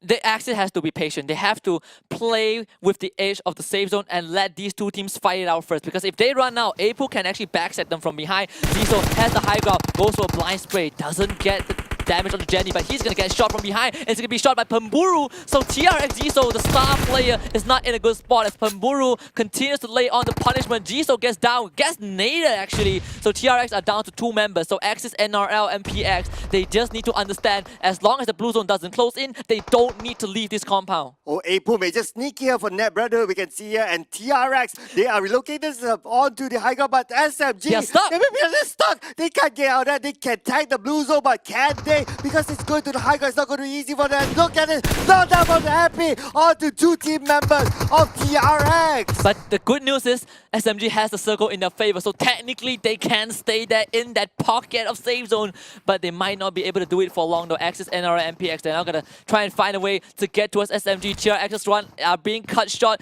Jinboy is still alive. He has the smoke, but the nade is being propped, and Appy is just going to casually lob it behind the rock. Apu has also made his presence known, so Net Brotherhood might bow out. This is about placement point. Apu gives himself away to the blue zone, so Net Brotherhood gets 4th place as Jinboy will be the middleman between Axis, NRL, and SMG.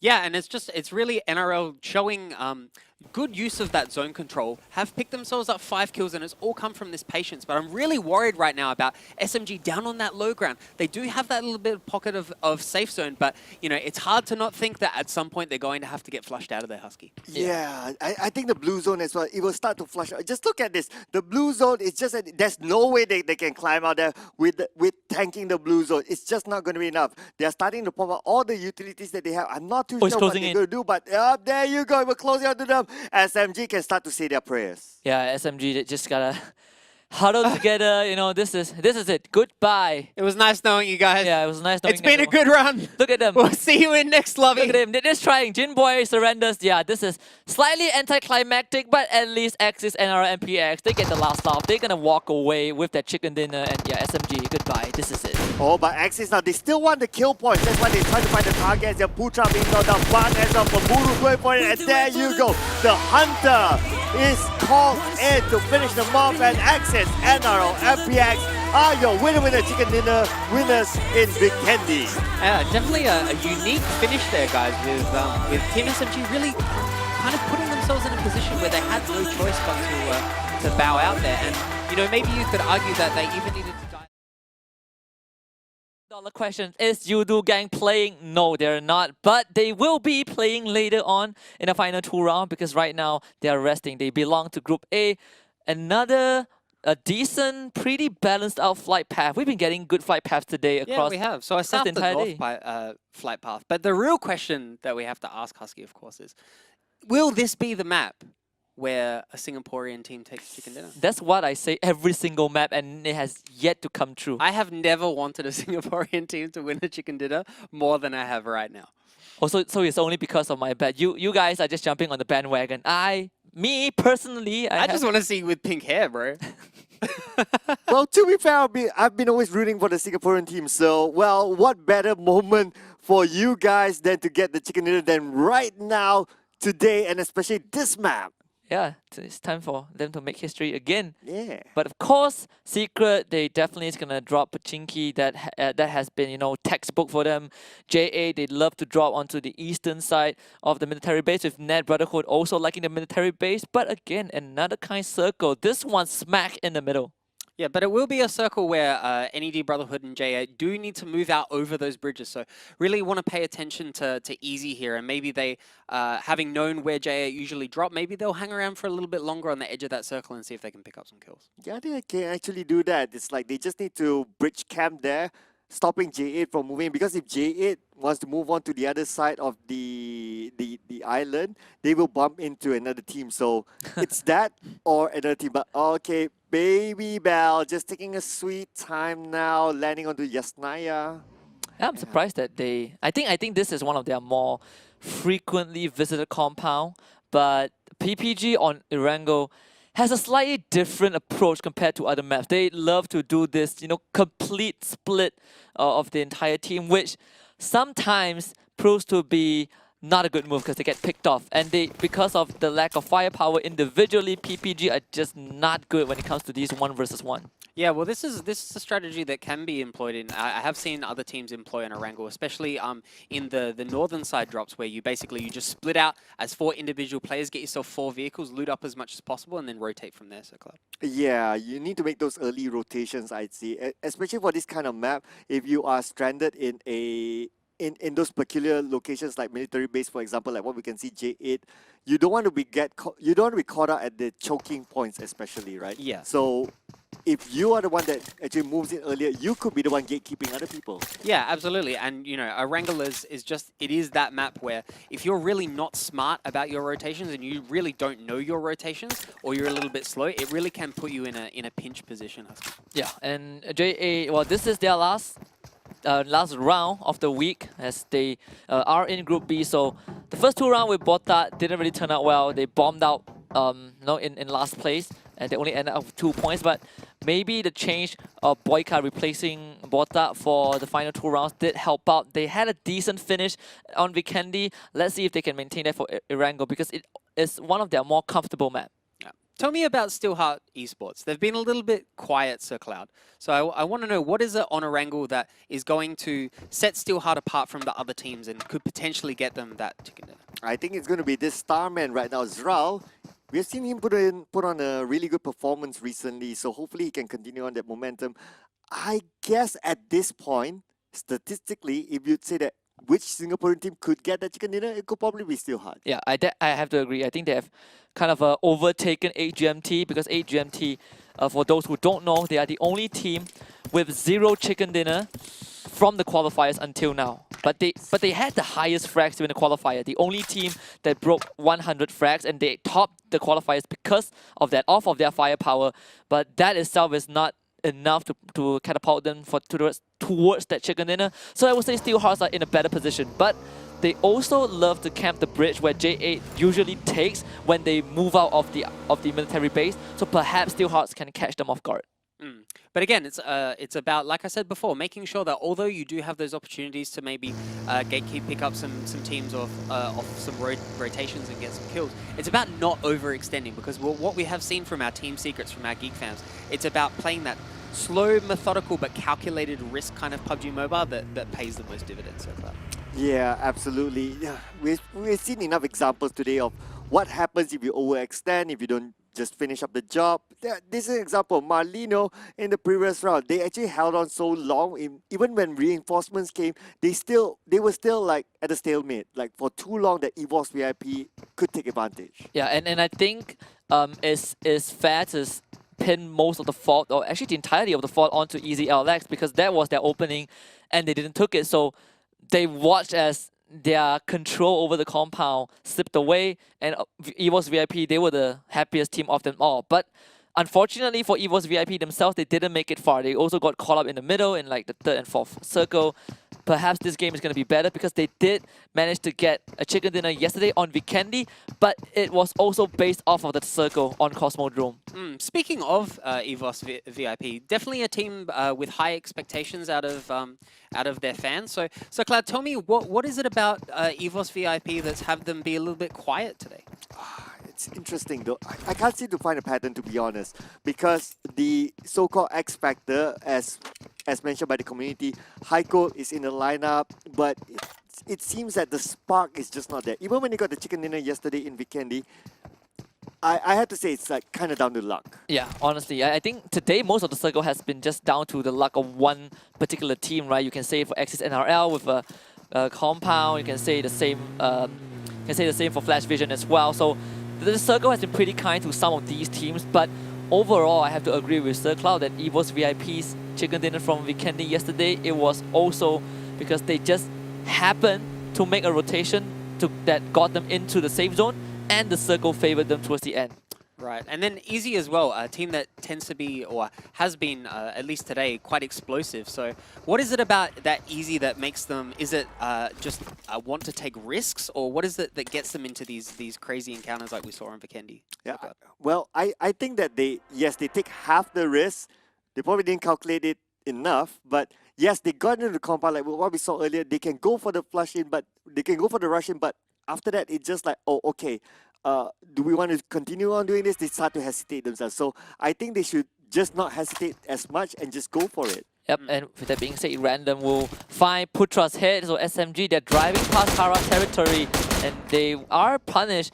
But with Putra down, I'm not sure if the members of SMG are nearby to pick him up. Nah, Putra is already dead. So SMG suffers an early casualty in the hands of Tara. And this is really typical of what we have seen from Team SMG. It is when they're making those wide open rotations that they tends to be their downfall sometimes. Yeah, if you look at Sanhok yesterday as well, their rotation to Harteen was probably their worst start to a singular map, right? It was good enough that they got like 1 or 2 kills off of Exit NRL, but overall that was just poor. Same for Net Brotherhood yesterday as well. But to add on to something regarding EVOS VIP, I'm pretty sure for most people, you wouldn't even put them in the top 10. Even though we started off the day with EVOS VIP in 10th place, I think that is going to slip away pretty quickly. What is it about EVOS VIP that you think separates the better teams from a team like EVOS VIP? What is it that they do wrong that they could improve on? I think it's them. I think it's them just need to realize that how they position themselves. It's because there's sometimes where they lose fights just because like Kuza is in front, whereby he's a better support player. So they need to play by strengths and weaknesses and let the entry fraggers like Haikul and Luxy just be in front for the most part. There you go. Just speak about EVOS VIP, Luxy have been knocked down. Yeah, and that is just great for Resurgence. But we have our first airdrop of Erangel, so if you guys can catch the PMPL loot by keying the code right now for those code hunters right there, because there's a selection of goodies that you guys can claim, and the rest is just up to luck. So with Luxy being down, EVOS VIP can still revive him, so that is the silver lining from the entire situation. But RSG is one of the teams that if they have their crosshairs on you, you better watch out. And that's just so typical of Erangel, is where you see a lot of these early kills comes from as people are making their rotations through the map. It tends to be much less people doing things like raiding compounds. It's just people having good opportunities to choke off certain points as teams rotate through that's causing a lot of those early deaths. Yep, and we can see a Voki. Looks like he's the lucky one to pick up the airdrop, which will have level 3 of everything. And Achilles suit. Oh, and Achilles suit. Okay, that actually increases their chance to win this game by 0.01%. Yeah, that's an icing on the cake. Gotta take every chance that is presented to you. The circle does go up north a bit more, and this is probably one of the rarer moments you see in a pro league match, right? With 90% of the teams already in the circle, and we have all 16 teams left alive. But NED, quite far out of the circle right now, so they really need to get a boogie on. Yeah, this is just typical of NED. Net Brotherhood, they love to drop in Sosnovka military base, so they are always the later team to rotate into the circle. No surprise right there, but Resurgence, they have spotted EVOS VIP just now, but they have bigger fishes to work with is going to be Damansara Esports. The Damansara Esports, we can see here Ziggs tapping onto the side of Small Boy as well as Voki. They can't get a clear shot to Ziggs now. Yes, they have a little bit of high ground, but then again, the compound is just too good for Ziggs. Yeah, and if any shot lands, then you really require a miracle shot or just a pixel perfect accuracy to land those bullets. It's going to be a standoff between these two teams. As you can see off screen, Sam was dropped by Rex from Team Secret, but Damansara is a team that also is very solid when it comes to holding a compound. We saw them against Dingoes yesterday, but right now, Bosco, they're in hot water. Yeah, we can see Team Secret spread out quite wide here. This is very, very typical of Team Secret does this, Yudu Gang do this. Just relying on that individual strength of their players as fraggers. And we can see there's 3 team members Team Secret, so not sure where's the forward. Oh yeah, now we can see on the mini-map just coming in to their side. So this is a good formation here, as you can see. It covers a lot of ground and they can take shots from the high ground, they can take shots on the left. So basically, Bosco have no exit plan. Yeah, and this is what Team Secret does best out of all the teams that is competing in this league right now. Their formation is one of the formations where if other teams apply it, you would think that, okay, they are taking a big risk, but not Team Secret. Team Secret, they just have the individual skills to back it up. So however spread out they are, they always have a way to help their teammate if needed. So Bosco, they are the unlucky recipient of Team Secret's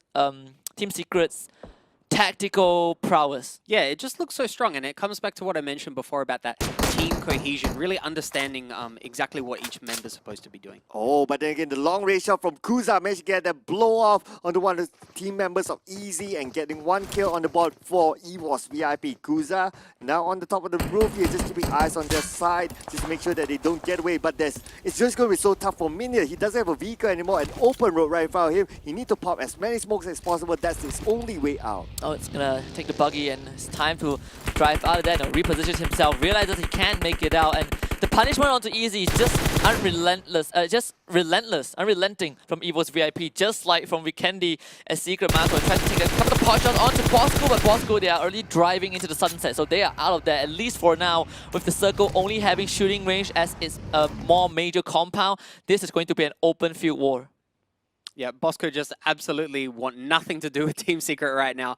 Getting out of that compound, luckily managing to get far away enough before Matt.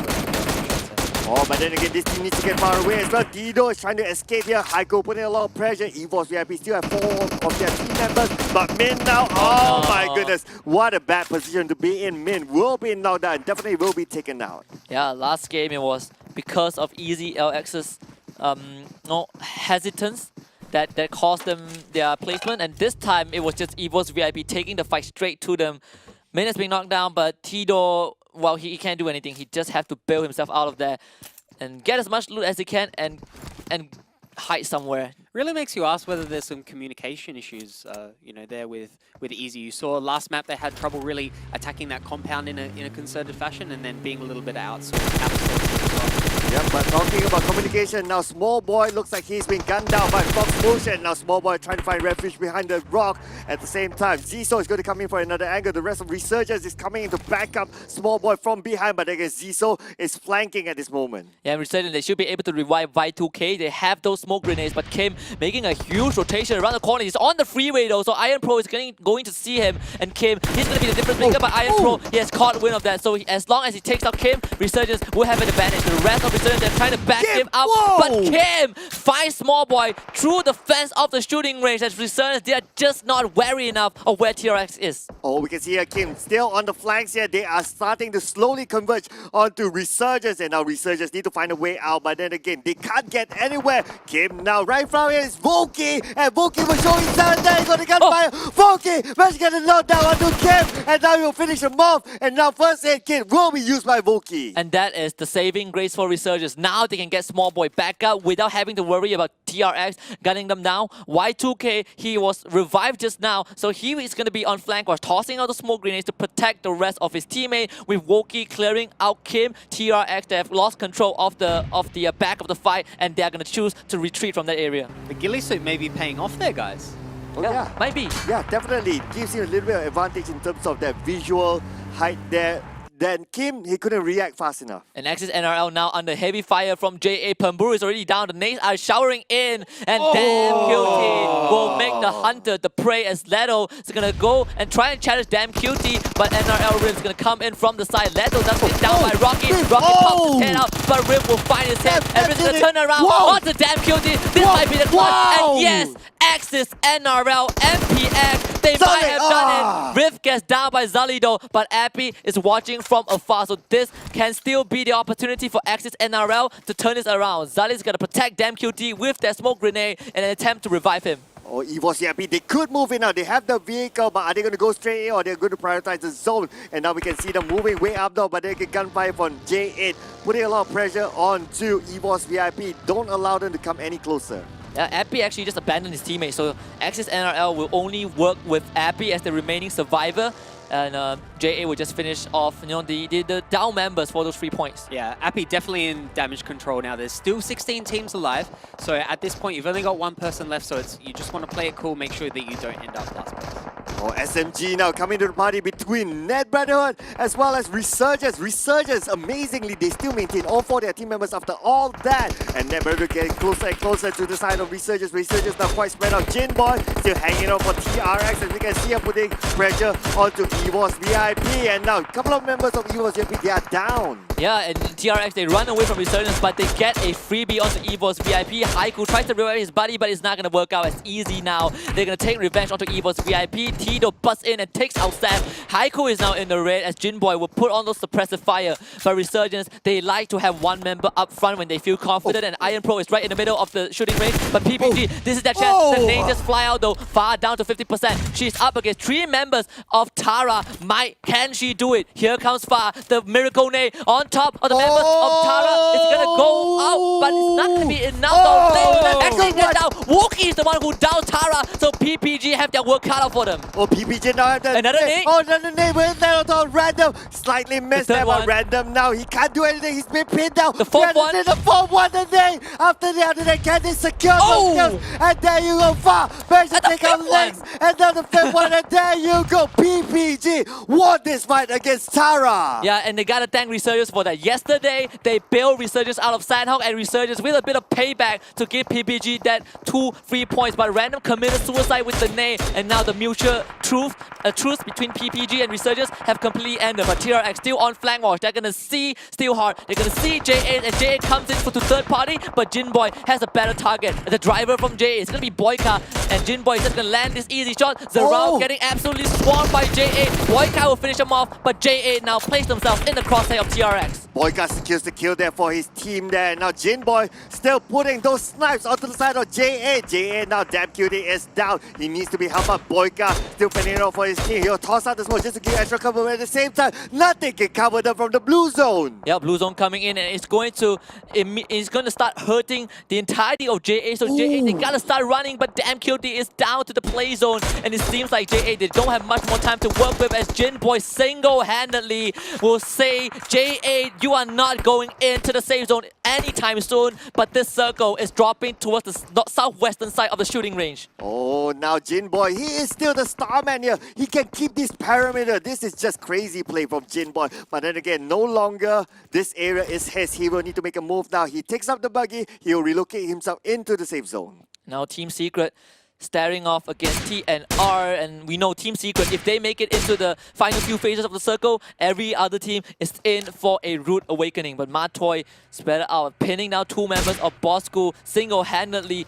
with their sniper rifle, and Bosco they just cannot escape the jaws of Team Secret. And this is just Team Secret just do this again and again, and they really understand this area of shooting range to still be able to play so flexibly and so spread out, but not take any risks. What's interesting is that you can see here there's only 2 team members of Team Secret here. The rest of them is probably on the other side of the hill. So the area of coverage that they have here is just great. Their vantage point as well is just so good that teams can't get up. You would really Yeah. think it was Miramar almost, Husky. Exactly, I would say that, and this is the area that this is my last resort that I will go to if we are actually getting shooting range. TRX makes a really bold rotation. They actually drive straight in, but into the hands of SMG, and this time PPG, they actually butt in. They're gonna start taking out Yuhai, come but on. Yuhai shows no mercy to anyone, and he takes out Baby Bell, and Baby Bell will be eliminated. It's gonna be Team Secret to blow out the chances of PPG. Their run comes to an end, but PPG, at least they end the round with some points in the bag. You can see it looks like easy as well. They are out of this round. As well as Bosco, wow, they're dropping out like flies here. We can see here, ladies and gentlemen, now teams are starting to converge with each other. Marlinos here has a full squad. Team No Recall is right in the middle of everyone. Between them, Team Secret lurking up behind. Yeah, and Team Secret, they probably had the best position right now, but Marlino and TNR can be the difference maker. You also have to remember, at the same time, Resurgence have all 4 men left alive after that long Mexican standoff between them and TRX at the shooting range. So Resurgence could also be the X factor to take that chicken dinner. Yep, we can see here, looks like most of the teams. Now is the calm before the storm here, ladies and gentlemen. But look at this. Yuhai have been knocked down by Psycho from a long range shot with the car. And we can see here, RSG, they still waiting all for their team members despite all of that. Taking out Kuza in the process, and EVOS VIP is out at 9th place. Yeah, Resurgence, they got to run through SMG though. They also have Damasara to work with at each on pops his head up, but he challenging Iron Pro. One of the best fraggers from Resurgence, and he's gonna get punished, but Iron Pro also gets shots. Pro secure that kill. He can go down. No, blue zone. Showing him mercy as Small Boy will protect his body as well. So Resurgence still maintaining all 4 members as Woki with that broken buggy. He does get knocked down by Psycho from afar. Y2K is gonna pop the energy drink. He will be able to third party as SMG has no idea that Y2K is still behind him. Y2K now, we need to heal up himself quickly. At the same time, we can see Team No Recall is out at 8th place, but the circle only favors 2 teams at this point. We can see Damasara Esports as well as TRX. They are in the circle, but that's open, but the name onto Jenny, taking it out. And Ned Brotherhood in the perfect area to intervene. They're going to severely cripple SMG and Y2K. Still unbeknownst to any team that is in the vicinity, he can come in and take out those free kills. But Resurgence, they managed to send people up, 3 people up to the high ground. That is perfect for RSG as Yuhai will finish off a tie. Team Secret are not bowing out just yet. Trixinity returns the nade to Apo, and it's time for Team Secret to make the move into the circle. And now SMG, Jenny, he tosses out the smoke just to give more cover, but then again, the circle is just away from that, and they need to climb this hill. It's just not easy for SMG, as we can see about Y2K is waiting on the side. He should be cut down by Y2K at the time, but Fox Motion is the one to get the knockdown to Jenny. And now Trixinity, he gotta find Y2K, and he knows that Y2K is there. Y2K. He's gonna jump up. Y2K sees it, but it's gonna be Trixinity to find a refrag. Y2K hits Jenny in the head, but Trixinity will find that return kill. So SMG, they still able to get something in return, but they've sustained heavy damage. And right now, Resurgence, with only 2 members left alive, they gotta face a rematch against TRX. Oh, Trixinity, it looks like he still has a hill to climb, as we can see here. He's Iron got Pro. one. Oh, there you go. Iron Pro just have to butt in and take revenge for Y2K. And you can see how Iron Pro still with a long range out to TRX. TRX, they have no idea that Iron Pro is coming from behind. The 2 top fraggers of Resurgence are rushing into TRX. Now it's a 2 versus 2 as Fox Motion will be sent 6 feet under. Iron Pro coming in from the side. He sees Zizo. He's gonna land a shot. Zizo is gonna avoid the jump shot. Iron Pro gets him. The prone saves Iron Pro. And now Small Boy will be able to provide the cover fire, as you can see. The one more Hail Mary. Is it gonna be enough? It seems like it is. And Resurgence for the 3rd time is just so close yet so far. Oh man, Jin Boy, he has been the star man for TRX today in this map here, ladies and gentlemen. We can see Team Secret still have all 4 of their team members playing, but there's a little bit of a high ground elevation for them, so advantage for Team Secret. Yeah, we might just see another Team Secret map. When you look at the overall battlefield, you can kind of say Team Secret are on their way to get the 7th chicken dinner, but all hope is not lost yet for these teams at TRX. They're under heavy fire from Net Brotherhood and Team Secret. Ziso, the only remaining survivor, is going to be under heavy pressure. Team Secret are now pushing in for the kill. Oh, Team Secret now, they still have all 4 their team members. Oh my goodness, this is just crazy play from Team Secret. But Ziso is still hanging it on. He is behind the rock. But then again, Ziso, how long can you be there? That location is outside the safe zone. And Yuhai is going to find MSP from Damansara Esports. So Damansara is going to lose that one member. Net Brotherhood is the only team that has a potential clear shot on the Team Secret because Team Secret has completely taken over that area. Zing might be naded though as Grid's going to toss out those grenades. That's 3 nades, but it only takes 1 to wipe out Damansara. And there you go. Damansara is out at 5th place here. Ladies and gentlemen, we can see here Team Secret is in the safe zone while Psycho will be on the northern side. He will stay quiet for now, but then again, that is also the lower ground. Team Secret has everything. Noxy is behind. And Psycho is going to start things off by taking out eye shots, and it's pretty hard for Team Secret to retrieve that sniper. Noxy is just going to wait this out. He tanks the blue, uses a bit of medkit. He's going to buy as much time as he can for his buddies, but he might need to make a move soon as Psycho will finish off eye shots to make sure that Team Secret can't play with full squad. Mato is already driving downhill. He needs a better vantage point. He knows that Jisoo is somewhere around. That smoke grenade will reveal where he is, but it also provides him cover from the rest of the teams. And now Noxy looks like he'll be taken out by the Blazer, and now we're down to the top 3 teams. There are only 6 more alive. As you can see here, it's 4v1, v1. Everything on the side of Team Secret. We can see here Yuhai to put a lot of pressure on the Dead Brotherhood. They were going for the Russian, but then again Psycho will be taken out by Rex. There's just one more behind at the smoke. They do not know that he's there yet. Is it waiting for the right moment? But then again, Is can't do anything. He's at the lower ground. Big disadvantage for Is. And now we can see here Rex still putting it on. This is the last and one. They will go for it. There's the Russian and Team Secret goes home with that winner chicken dinner in Erangel. Absolutely clinical performance out of Team Secret there. Double-digit kills, and it just felt like they were in control of the map the entire time. Groups A and C, it's a PUBG Mobile Pro League Malaysia and Singapore. We're jumping into Miramar.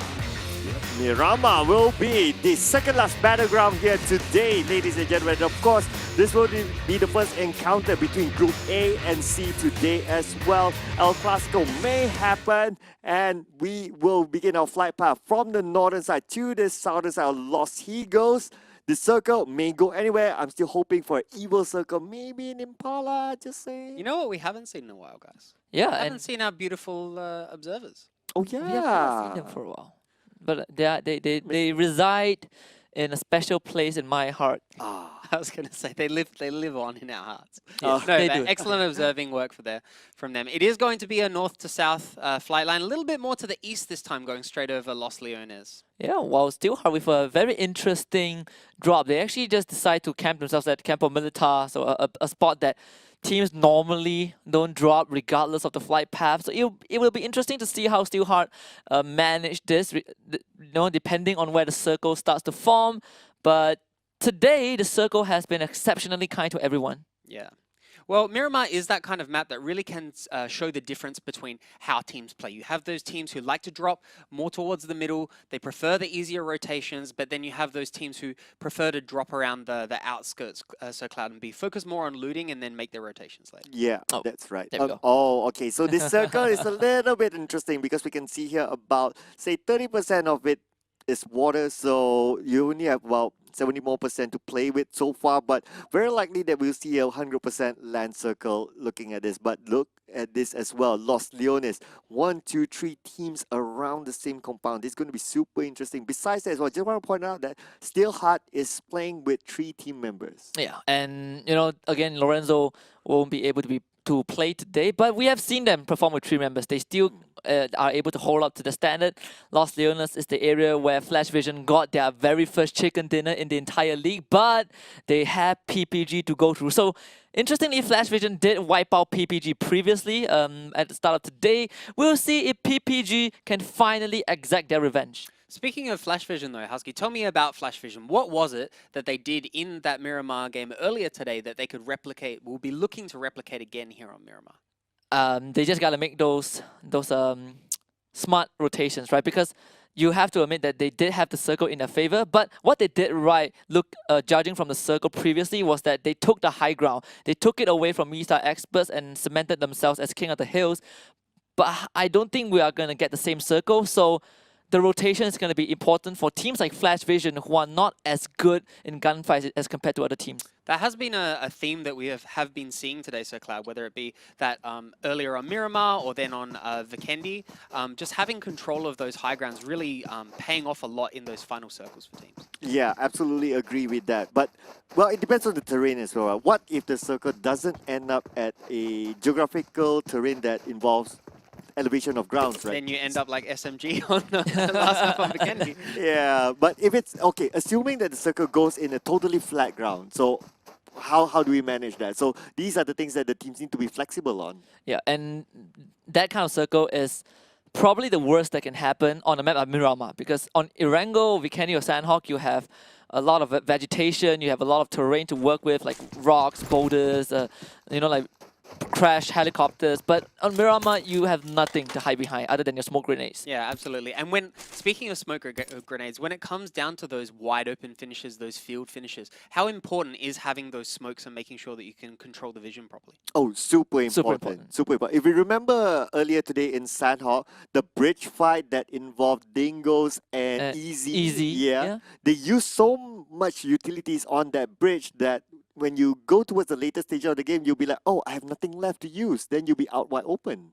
Yeah, I think when it comes to open field battle, the most important asset for a team is not just their arsenal, but vision, right? As long as you have a line of sight on your enemies, you will be able to take the first shot. So smoke grenades are very crucial in blocking those vision and also creating a safety passage for your team to rotate through and also buy time. And this is why you see a lot of teams, when they want to revive a teammate, they usually toss out a couple of smoke grenades. Yeah, I have noticed that a lot. And speaking of that fight on the bridge with the smoke, the team on the other end, on the giving end of that fight, was Dingoes. And we did see them maybe overextend a little bit in that fight against Easy, where they were able to save themselves out with the smokes. Yeah, but I just want to point out that Dingoes, what I noticed throughout the league is that they tend to overextend. It's not only earlier today where we saw an example, but even in previous games as well, they tend to lock themselves too long. Like, okay, they probably saw a team there that they want to lock down, but they couldn't finish the job, and they just there. So the disadvantage is that if you are overextending yourself, not only you could get third party like how we saw earlier today with Marlino, but what could happen is that you miss opportunity to actually rotate around and get more loot. While the moment when you say, okay, I'm just going to leave this place, when you go to somewhere else, it's like, oh, everything's taken because everyone's moving around except you. Yeah, exactly. And it's some, you can kind of use a TRX as an example from I think from the previous map, I think it's Erangel, where the moment they lost Kim to Resurgence, you can see TRX, they move away from the fight. They move away from Resurgence, and they were lucky enough to run into Evo's VIP and take out Evo's VIP. But if you just put aside the fact that Evo's VIP existed in that game, TRX would have had a huge opportunity to kind of relocate themselves and probably plan out their next move. So that's kind of what teams need to do every once in a while.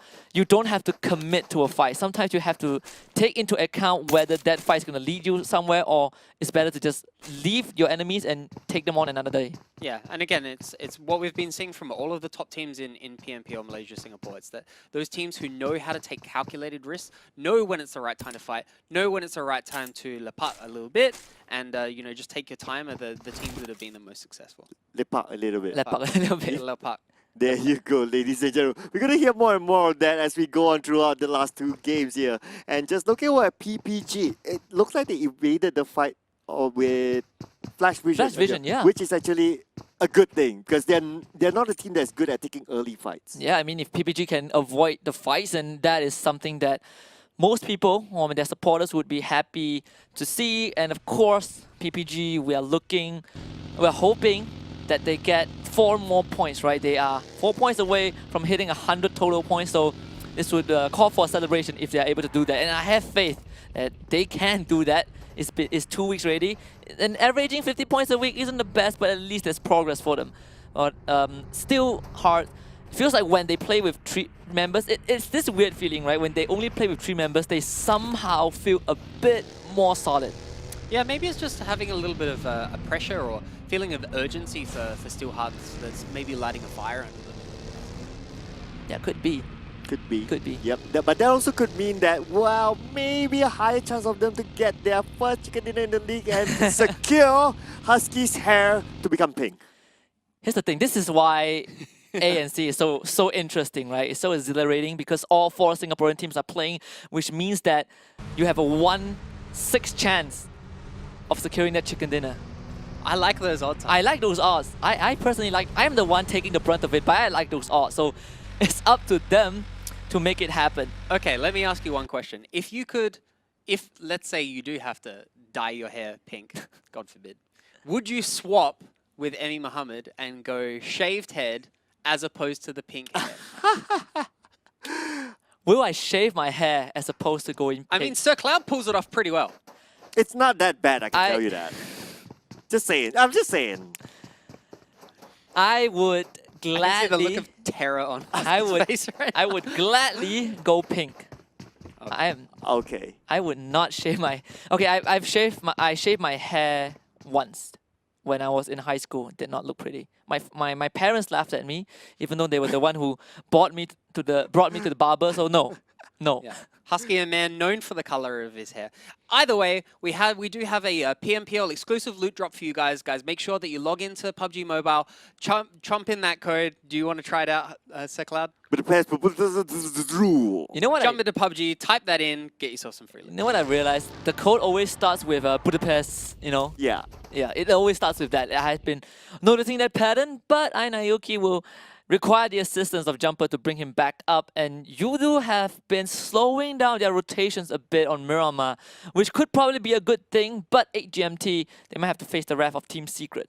Yep, 8GMT now, Team Secret across the row, but they must not forget as well. There's another team that's actually lurking, who could be actually the third party here. Team Secret with Matoy and iShots. Not too sure where the 2 other fraggers are at, but oh, okay, there you go. They're coming in here, but are they going to go for the siege now? But look at this, iShots have been knocked down. Oh my goodness, there's a knockdown from Shao. A good start here for 8GMT. And you gotta be careful as well, because AKA they're lurking in the shadows, just like you pointed out when we look at the map. But Team Secret, you can put them with an disadvantage, but their fragging power is nothing to be taken lightly. As Shao is gonna taste the wrath of Yuhai. Yuhai only landing that pixel damage onto Shao, so it's not going to be enough. They need to get iShots back out, which is very much possible considering the fact that they have the low ground. So Rex is going to be doing the job. But we are seeing already 2 smokes coming out from the side of Team Secret, so that is something that could play a factor later on if it does come to one of those more wide open finishes as we discussed. Yeah, and this is definitely a slight disadvantage for Secret as well, because AGMT have the high ground. And when it comes to Miramar, terrain and elevation is king, it's everything. And you can see Team Secret, they make the decision to not take on AGMT. They understand the place that they are in. They can choose to move away completely or relocate and challenge AGMT again, but Yuhai is now going to relocate himself and possibly get a spray onto Shao. Wow, okay, I thought they would just leave this compound, but looks like they will still put pressure to 8GMT, but there you go. There's probably a couple of warning shots and that's about it. But to me, 8GMT, they weren't really ready to take this fight. They got that one knockdown, but if they're really ready, they should just go for it and just end Team Secret. But then again, 8GMT, I'm not too sure, is it confidence level or something, or maybe it's just the proudness of Team Secret. Yeah, but Team Secret really, recognizing that this is not a fight we want to take, making sure that they regroup. Oh, that was really close there for Putri with the side shot, but didn't manage to get the knockdown to Kyle. Kyle now to 40% of health, and Putri still keeping eyes on the other side while Moon is waiting on the other building. Yeah, and again, Putri is one of the members for PPG that they always draft around when it comes to subbing out other members, and she has probably the most firepower alongside Baby Bell. So these 2 members of PPG can actually pull their weight, but that knockdown would have been crucial onto Kyle. Putri just needed one more shot, but she was not able to control the recoil. Either way, it's really good to see PPG starting to get involved in more of these fights rather than just playing that passive style of PUBG Mobile, guys. They just gotta win this one fight. Yeah, just gotta win this one fight. Just like how all of you could win. Come on. I'm already building up here. It could win the PM. Never- Seriously, We've been trolled never by production mind. again. That's AKM. There's Thank an you. AKM there. Yeah, thanks very much. The production. Either way, we start really starting to encroach into the territory here of PPG. You can see the control of these compounds here is really making sure that they have good sightlines and Ooh, space they have to work with. I love it. I like this circle. This circle is favoring Dingoes in the middle with TRX. You have Damansara and of course Kingsman. That will force a huge migration from the western side of the map. So we are going to see a lot of gunfights on the area where PPG AGMT and Restart Experts are at right now. Because Secret moved away from AGMT, they're going to take longer to come in. Yudu Gang also, they were pretty spread apart. They were playing 2-2 with 2 of their members at Picado at one point, but here comes the fire onto the road. And it's going to be Wagyus taking out Jinboy as he attempts to drive by the highway. Oh, we can see here Wagyus on the flanks here. Jinboy has been knocked down, so Wagyus may just want to finish off with a grenade here. But look at this as well. Daisy managed to get the knockdown to 4-2-0 at the same time on the kill feed. And we can see here Jinboy have been finished off by Cabo. Yep, and Kingsman getting themselves a free kill. So TRX now, because they are caught on this freeway, they will probably have to fight Kingsman to even attempt to get out. There's nothing to cover them if they attempt to drive away. Kingsman kind of have the better elevation to work with as well. But Kingsman's still able to disengage that fight, not overcommitting, making sure that they play proper strategy and just, you know, chilling, taking the fights that they can and then not overextending. Oh yeah, definitely. So TRX right now, luckily for them, they have this compound to work with. As you look at the kill feed right now, PPG, they're not messing around. They're actually going to down another member, 4-2-0, from the side of Flash Vision. 2 members of PPG, they're already down, but PPG should be able to revive these 2 members far with Smoke Grenade to provide cover for Daisy. As Daisy, she was the one who started the conflict against Flash Vision. So Flash Vision, they're 2 men down. PPG have 3 more to work with. We can see here Flash Vision, they have been pushed to the edge of this town. They are playing by the edge of the circle, and soon the Blue Zone will also pressure those, at least that one team member of Flash Vision who is outside of the safe zone, armed, now with the high ground, trying to get up and up, trying to get a vantage point, but then again, the structures just help PPG. And what does Flash Vision do here, guys? They're down 2 members. They're not in a particularly great place to hang out. Where should they go? They might have to go for the push, but here comes the El Clasico, a rematch, and this time the circle slightly favors Yudu Gang, as Yudu Gang will be able to have the luxury to make the first move as they rotate away into the safe zone. Team Secret will have to cross where Yudu Gang has traveled, and that is not good news if you are Team Secret, but we have seen TS pull out those miracle clutches. So Yudu Gang, despite having the advantage of crossing the line first, it does not mean that they're safe. I really like how Yudu can actually navigate through the structure just to avoid any side gunfire. But now we are back to Flash Vision versus PPG. We can see X-Arm as well as Zach. They have managed to sneak into the safe zone for now. AGMT is on the other side, but probably won't butt in anytime soon. Daisy, Far versus X-Arm and Zach. Yep, but PPG also have Putri to work with. Putri is on the other building, and again, they are gatekeeping this area. Flash Vision, by hook or by crook, they need to get through PPG, and this is PPG's chance to break that 100 total points on the leaderboard. They just need to wipe out Flash Vision, and they will have and it will be mission accomplished. So just now we saw AGMT. Jerome actually gets knocked out, I believe, by AKA, but they picked him back up. So AGMT will continue the journey into the circle. Yeah, and it's been a really long extended fight here between PPG and Flash Vision. You really would think that PPG really want to start putting some pressure here before another team rocks up to third party. Yep, and you can see Flash Vision, they're pushing in, and Daisy is right there. Far is ready to provide the assistance of the cover fire if needed, but Daisy is on the second floor. So they are gonna hear the footstep of Flash Vision first, which is disadvantageous if you are FV, but they don't have much choice. They gotta get through these buildings. They're tossing out those mollies, they're tossing out those smokes and nades in order to try and flush PPG out. But the more they do this, the more it's gonna alert PPG of their location, and again, Putri is on the other side, so they have the advantage, but Far is darting around. They are not able to take her out. The grenade bounces off the wall, and Flash Vision, they are now slightly in shambles. Zach around the corner by Zach, but Zach will be the one to get the refrag in. He's going to secure Far for now, but Putri comes out, picks the head out from the other side of the building, attempts to take out Zach, but Zach somehow is able to go into the main and avoid but XR will be able to protect his buddy and take out Daisy, and somehow PPG were not able to flush out Flash Vision. And now Putri will come in as the captain of PPG. Will she say Far or will she go for the kill here? Far will crawl to the side of Putri, and the smoke will be popped out by Putri. At the same time, we can see here Flash Vision. They managed to recover from that, and now they will revive, and now they will stand out and they will continue on this fight. And Flash Vision will be able to get the revive first because Putri took a couple of seconds to cook up that nade, but Flash Vision should not have enough time. They're going to try and use the nade, though. X-Arm is cooking that nade out. Far is picking around the corner, and this nade is going to be huge. X-Arm comes over the corner. Far just recovered, but just go down again. And it's all up to Putri, and Putri will not be able to make it as well, as it's going to be Flash Vision coming out on top once more. They get through the barricade of PPG. Flash Vision just really showing that they're the superior team there, and luckily in time as well, because the blue zone was closing in there as well. But really makes you think that you should have seen a better performance. But then again, hang on here, we can see Heiko going for the flags here, but then again, Heiko being pressured back, down to 20% of health. We can see here Romeo as well, trying to use the ledge to his advantage. First AK will be used by Romeo, and the rest of Wisa as well. They're coming in. Carl is coming to give backup support for his teammates, and he's probably going to go for the wraparound EVOS VIP. Yeah, the best possible vehicle. You have the buggy to go up the mountain. That is just perfect for V-Star experts. And EVO's VIP, they know that they're at a man disadvantage. They're going to slightly fall back to this larger compound. They can work with this no problem, as the circle does include the area that they're in. So EVO's VIP can just take a breather right now. Yeah, we can see here Sam still trying to play really patiently. He doesn't know exactly where Wisa Expert is at, but we can see here from afar, Wisa Expert, they are kind of sandwiched in between two teams as another team is behind them. But look at it, the two Singapore teams going ahead at each other, and there you go. That knockdown, no, the Kingsman is out on this, and still maintaining all three of their team members. Sun from a long range as well. The Starman looks like they managed to get the knockdown, but then again, that clipped a lot. Yeah, and Zhao has just been the top performer from Steelhearts. They took out their buddy from the Kingsman, so unlucky for Kingsman, the push did not work out. I believe it was a 3 versus 3, but it's just Steelheart prevailing in this close quarter combat. As you know, when you come to the Singaporean team, so they do survive, but they have to keep moving because the circle is moving northwards. Yeah, and like you said, Steelheart really performing even with 3 players. But we can see from the map here that Yudu really making an aggressive move into this circle here as it's moved away from them again.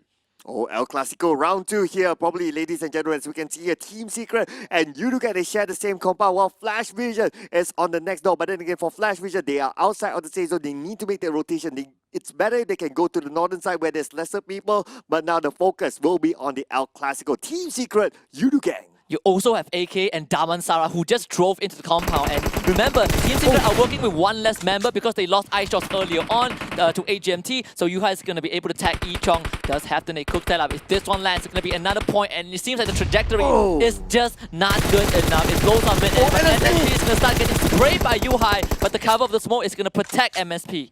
Oh, we can see here Yuhai still keeping eyes on to Yichong. He wants to end Yichong before they have any opportunity to revive him, but then Yichong will likely bleed out here. Teams are starting to come in. Geek Fam! Oh my goodness, Yuhai with an explosion of the Geek Fam! Taking out 2 team members, 1 but 2 still, but he's not done yet. Snipes is being hit down behind the building. Yuhai putting a lot of pressure. Yuhai is all alone this building. What was Geek Fam thinking? Just driving into a compound where everyone is? That was a huge mistake, and Drax is gonna blow up Snipes. So Geek Fam, they're being torn apart by 2 of the best teams in the league, and that is not how you want to go out. And Snipes is going to be found as well. Steelhearts, they eventually go out as Didio. He runs himself over, so that is going to be the end of their story. They go out in 14th place. Snipes blows up as well, as Team Secret Yuhai will just not give Geekfam a break. TRX at the same time will also exit the game. Oh, we're not done yet here. So Yuhai spots out Jumper, but then again, Jumper have been knocked out. Fredo's on the other building. Jumper is all alone. It's going to be tough for them to save them, but then again, we must also remember that the blue zone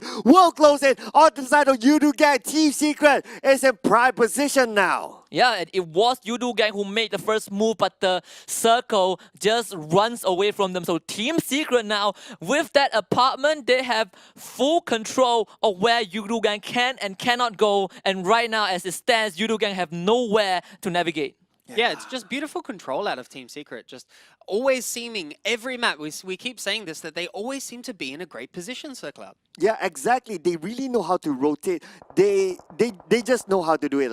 Like don't play too far at the edge, because the circle definitely will go away for it. Even now, the next circle closed, they still have a little bit of that circle for them to play with. This is amazing play from Team Secret. Okay, that one we can maybe call a little bit of luck. You can't exactly say where the circle Fair is. enough. Definitely. But you have multiple teams who can backstab Team Secret if they want to, but there's a lot of respect shown towards the front runners right now, as Geek Fam, they will finally be eliminated. But Yudugang right now, they are tanking the blue.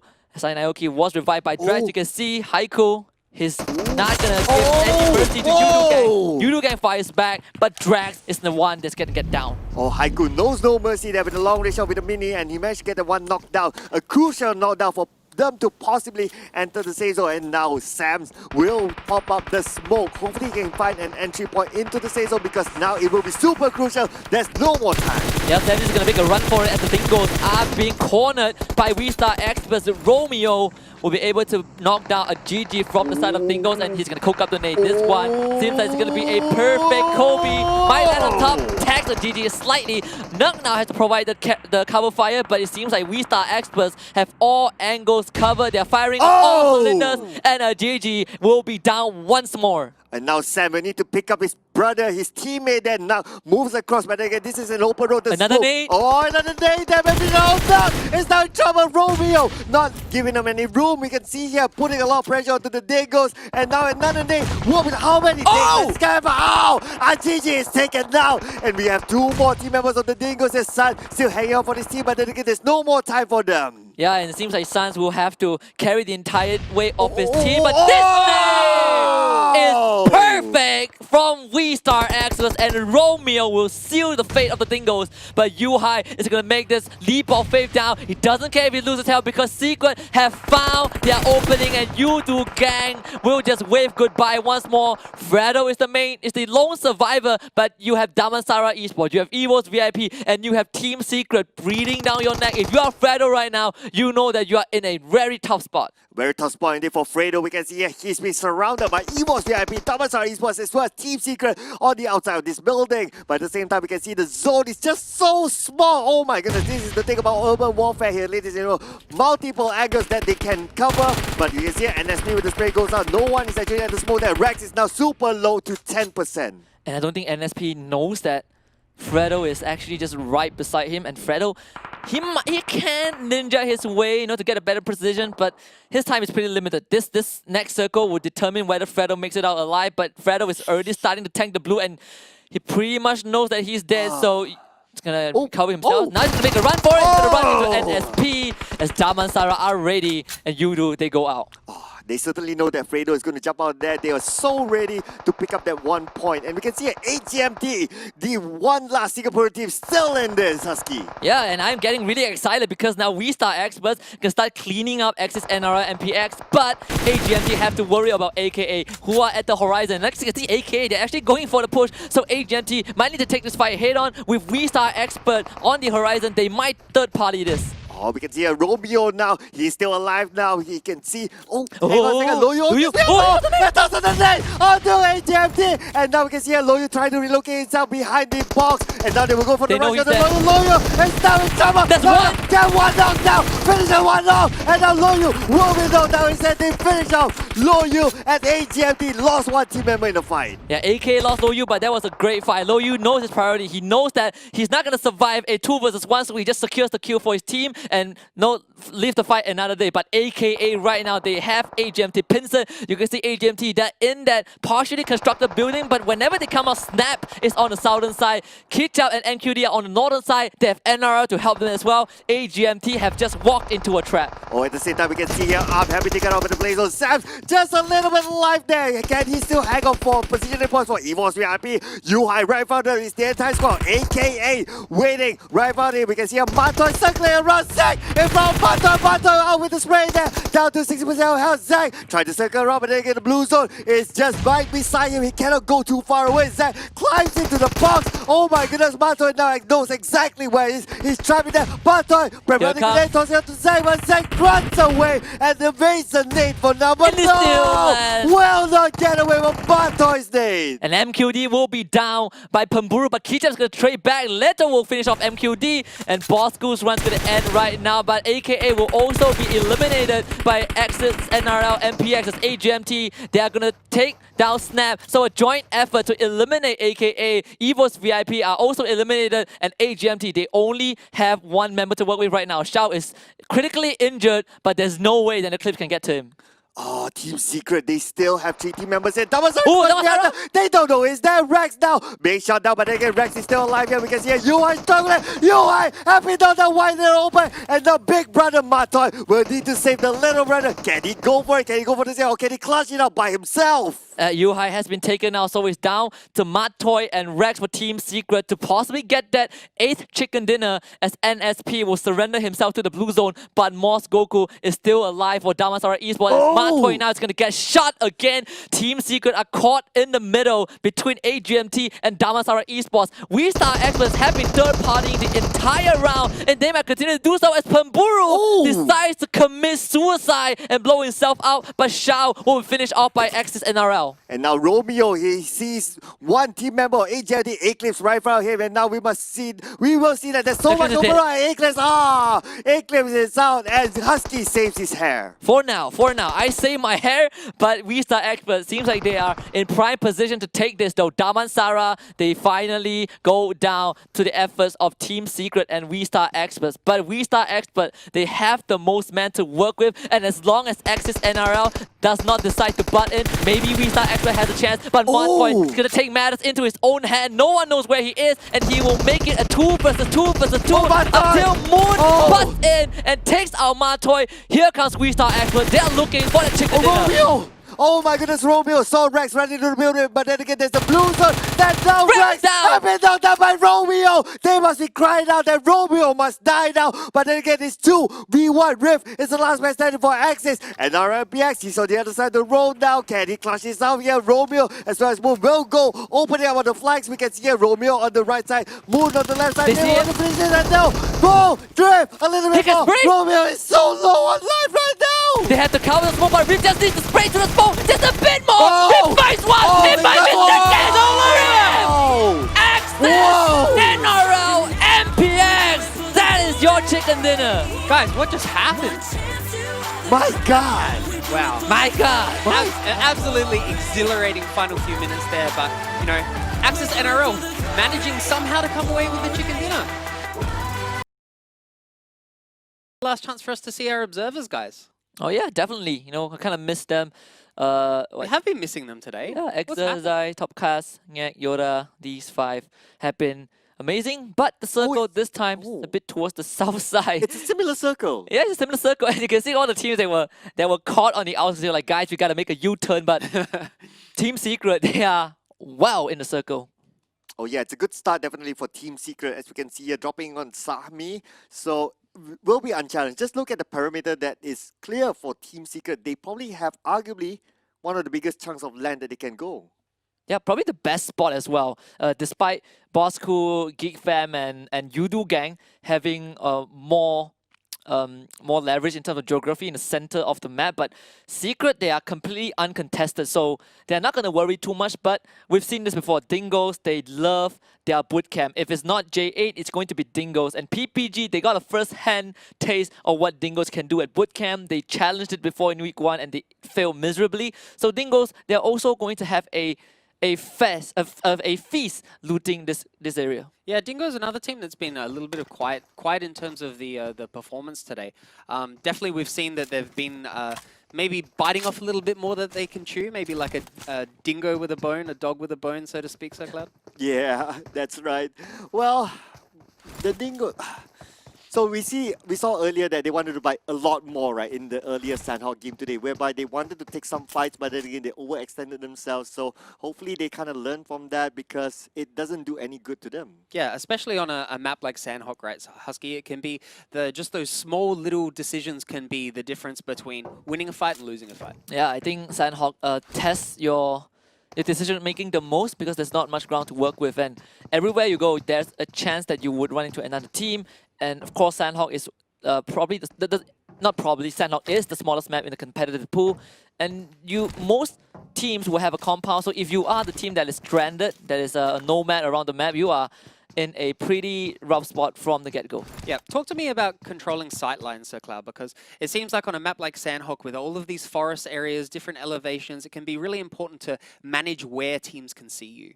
Yeah, because so vegetation is an element in Sanhok that is going to play a really crucial part, right? So you really need to know like what sort of terrain firstly and what level of vegetation there is, so you can cover your sites as well, because it's not necessarily you being on top of the vegetation. If you know your map well enough, you can make use of vegetation that's maybe like 10 meters away, for example, just to get the extra cover. Yeah, I think sidelines. The influence of vegetation towards sidelines on Sanhok is actually more influential than most people think. You know, people would think that a little bit of tall grass won't hurt too much, but that's gonna make the difference between seeing someone and actually getting shot from nowhere. But you can see the Bosco, they actually have taken over Painan. So Yudo Gang went for their usual split on the outskirts of Painan, the 1-2-1.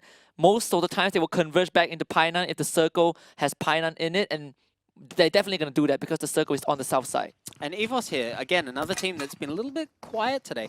What do EVOS need to be doing in this map to make sure that they end up in that first page? Just, I'd say just have good positioning, because most of the times we see them, they got caught out in terms of positioning, whether they are too out in the open or when they take fights, they don't form up right. Like we talked about it earlier, right? Your snipers, let it be the snipers, and your fraggers, let it be the frontliners, something like that. So they need to have that sense of like always having that formation. But of course, I do understand that it's going to be tough if in a map like Sanhok, you could get shot from any angle because of just how small the map is. But you need to be adaptable. So I guess learning to play a little bit more like the way that Team Secret play Husky, where they really maximize the impact of each one of their plays. Yeah, and that's where understanding the strength of the players definitely comes to play.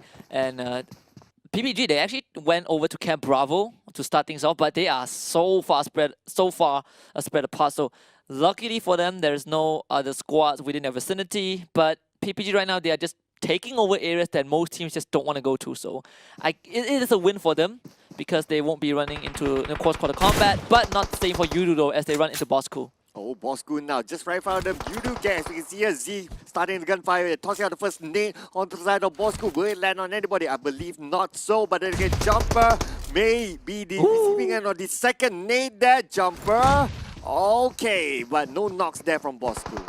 Yeah, that was a pretty scary bounce from the second nade. Jumper had the cover of the rock, so it is fine. Yudu Gang will be in the safe for now, and Bosco, they immediately retreat downwards. They kind of want that low ground because that's where the compound is, but we also have the first airdrop near these two teams alongside the PMPL loot. So guys, do key in the code right now because nearing the end of the day means that your chances of getting the exclusive loots are limited.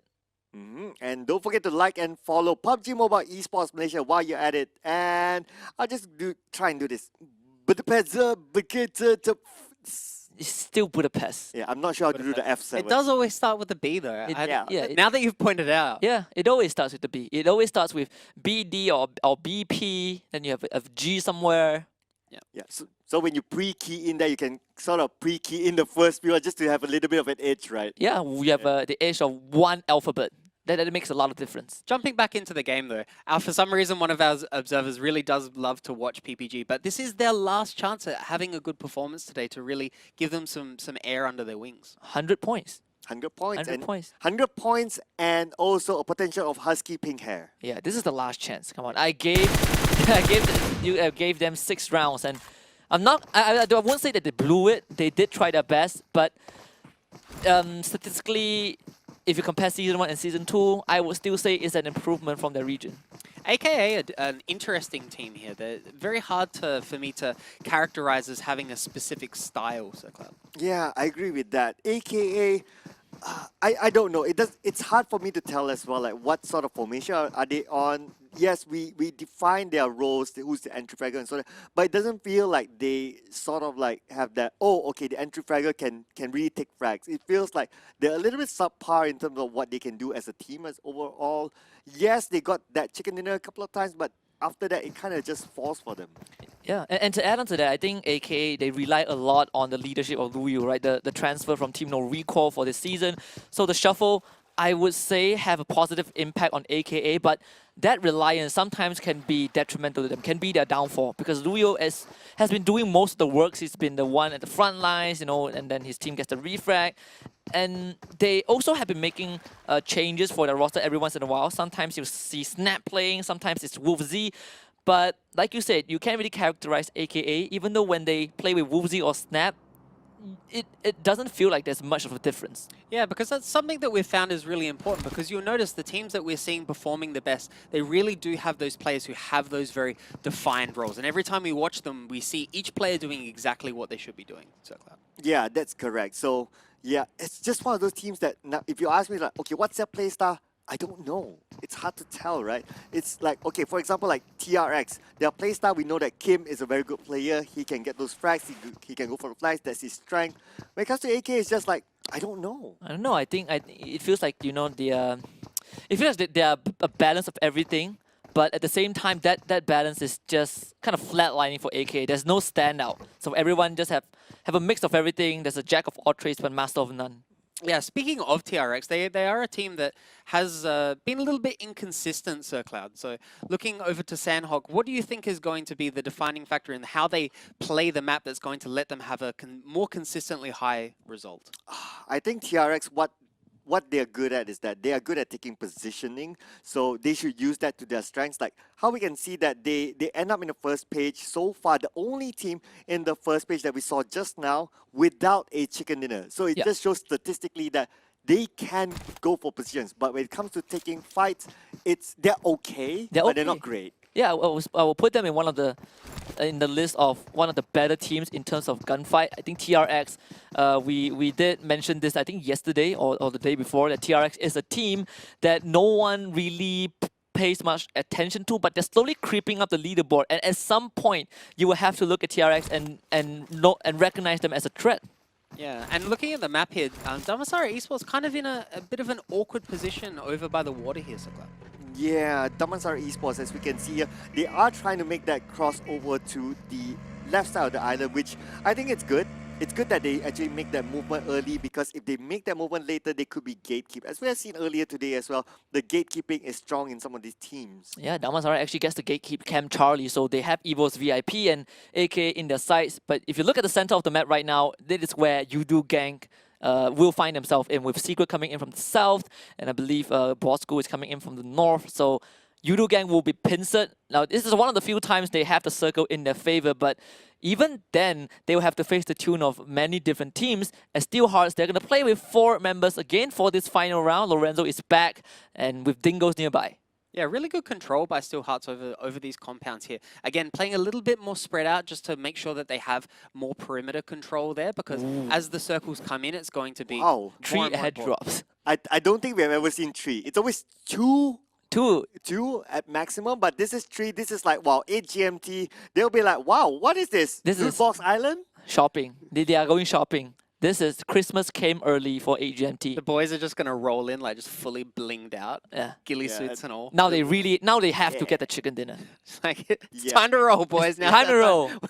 Time to roll. And they even have a ghillie suit in there, which has a certain level of percentage of getting it and not getting it. So, well, 8 GMT now. Come on, guys. You gotta win this, right? You gotta win this, because we want to see Husky's pink hair. Yeah, the point is, you got 3 airdrops. Come on, that's a huge advantage. What more do you want? What more do you want, right? Yeah, absolutely geared to the teeth here, AGMT, and so maybe they will be the first Singaporean team to grab the chicken dinner here. Won't be the first, but will be the first other than PPG. You know, For today. For today. Since week 1. You know, PPG is the only Singaporean team who has a chicken dinner in this league so far from Singapore. But TRX, they will catch a glimpse of Flash Vision.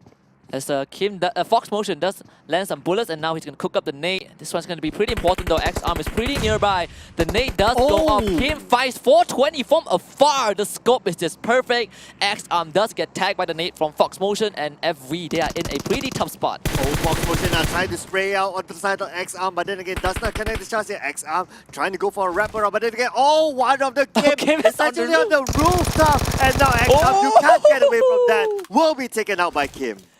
Oh man, TRX, they are such lovely boys to watch, and they're gonna get 2 free kills off of that, and with 2 other members of Flash Vision stranded on top and below the bridge. I think Zach is actually going for swim, so this is not good. Yeah, they swarm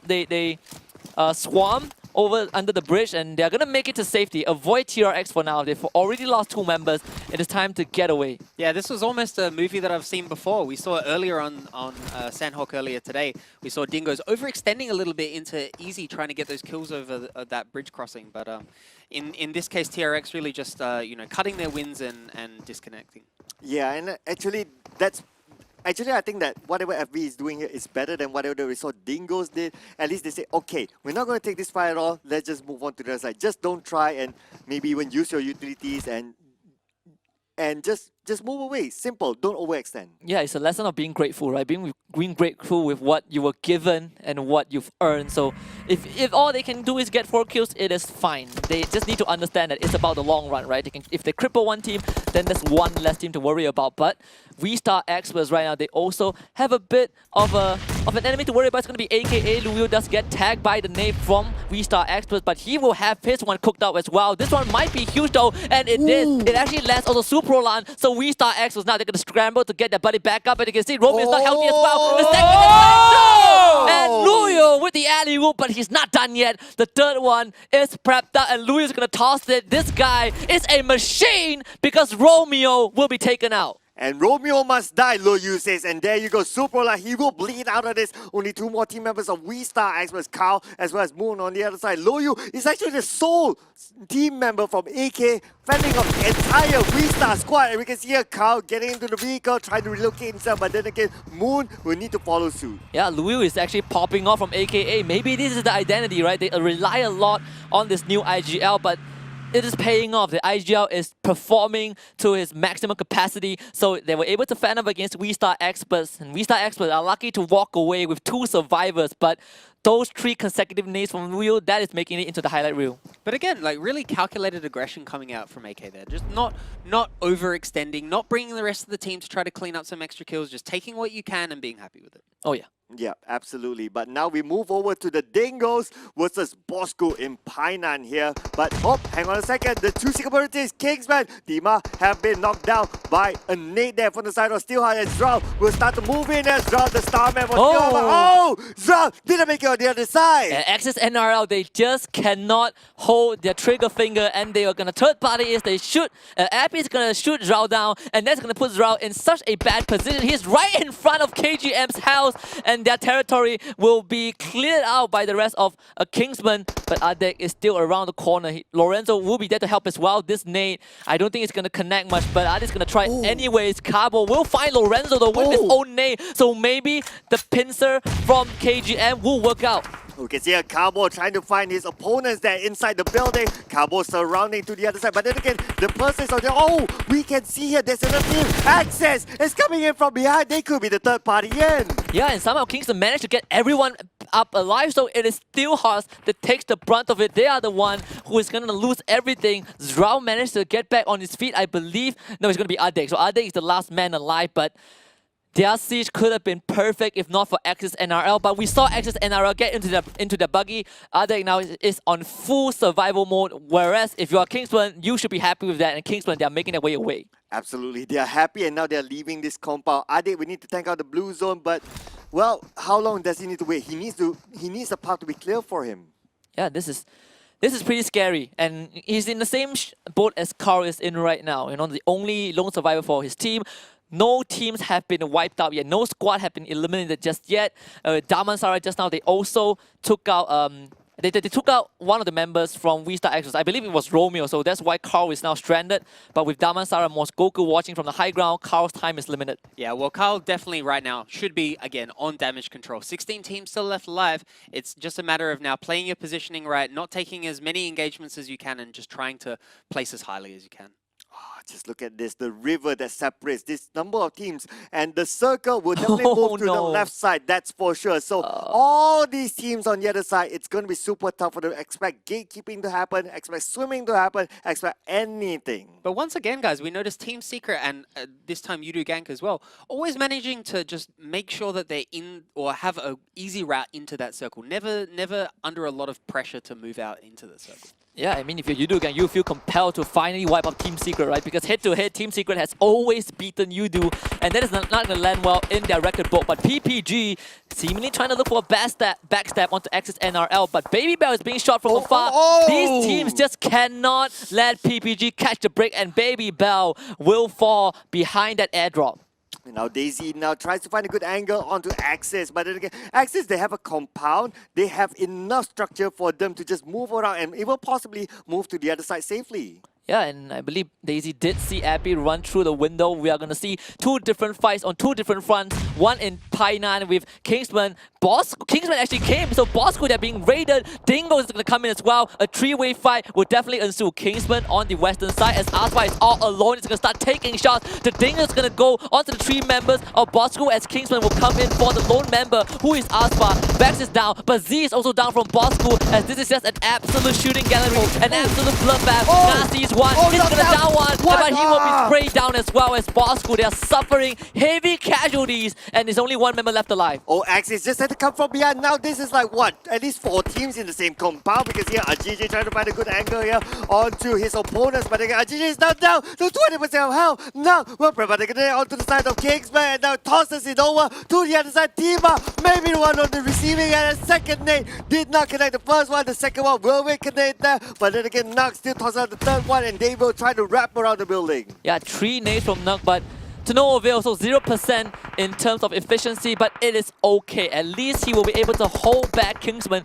and Bosco, but Bosco right now, their compound in Pi 9 has been absolutely taken over. Yeah, this is just so tough. Asfa is the only one alive. Yo, Asfa is the only one alive for Bosco at this point. Z is still crying out for help, but there's no way that Asfa can actually go and help Z. Z is still crying out, Rador, there you go. Wagus just had to finish it off. At the same time, we can see here that on the other side, Axis is on the other end, and Appy is still there to get rid of it, but oh no, there you go. Axis is out at 15th place. But Axis has such a good position. They were on the other side. Well, they decide to be busybodies, and they're going to get punished by the Dingo to immediately buy back, and Asfa, not only that he's the lone survivor, but he has an SKS, the worst weapon right now that you can have. But Dingos are relentless. The long shot from San is going to secure Luxie's death. Absolutely crazy plays out of Dingoes here. They ran straight in and they still have all 4 members alive, Husky.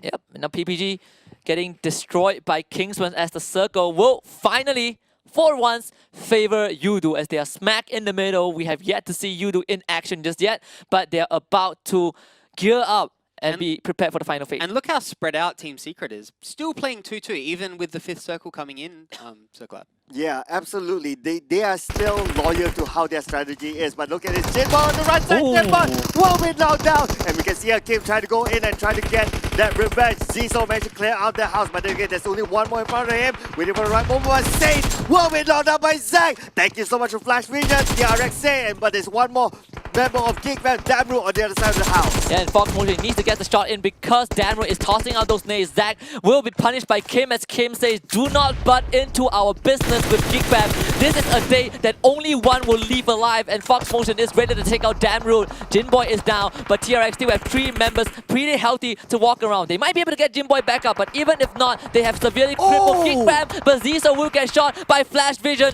Damru will be the one who steals the kills away, so Geekfam making the best out of this situation. Oh, Kim right now in front of Damroot here. Who can get the shot onto who first? You can see here the next person get happy cancel, but PPG is out at 14th place. Kim waiting patiently for Damroot. Damroot will toss out the nail on the side of Kim. Will that connect? Will that connect there? Oh my goodness! That nade from Damroot is just so rude! Yeah, Geekfam lived to tell the tale for a few more minutes, but now Secret Rex will be knocked down by Ninja from AGMT. UI getting shot by Naoki as well. This is huge because Yudu Gang have just severely opened up the map for themselves. They even get Yuhai, the young prodigy, has been taken out.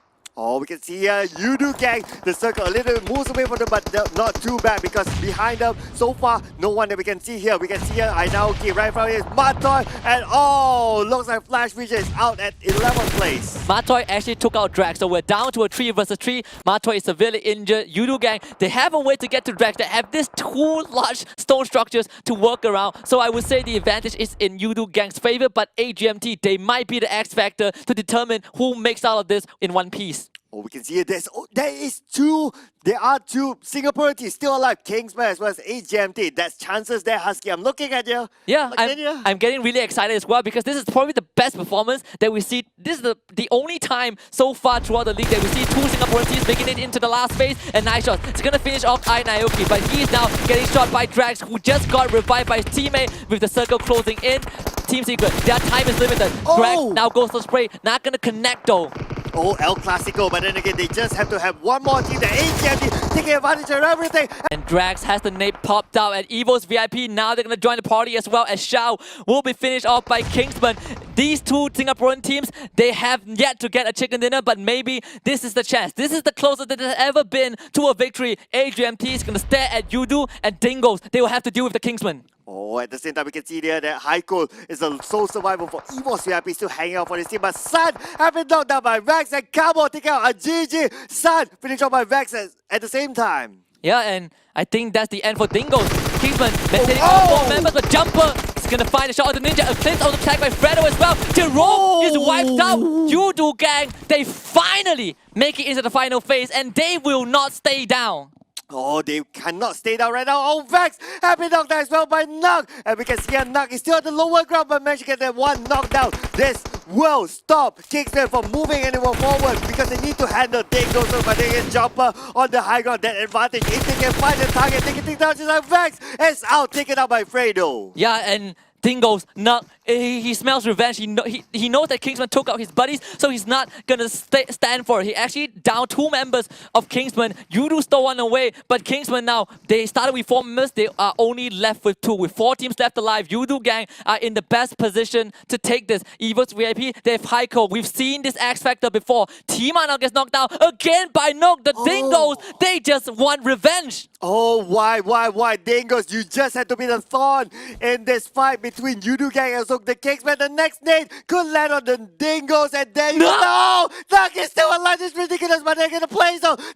No one gets his point. Heiko is being barbecued by Molotov, and Fredo will secure it. This is it. Yudu gang, I've waited for 1 whole week, and this should be their second chicken dinner. They took long enough, but the loyalty shall be rewarded. Yudu gang gets their second chicken dinner.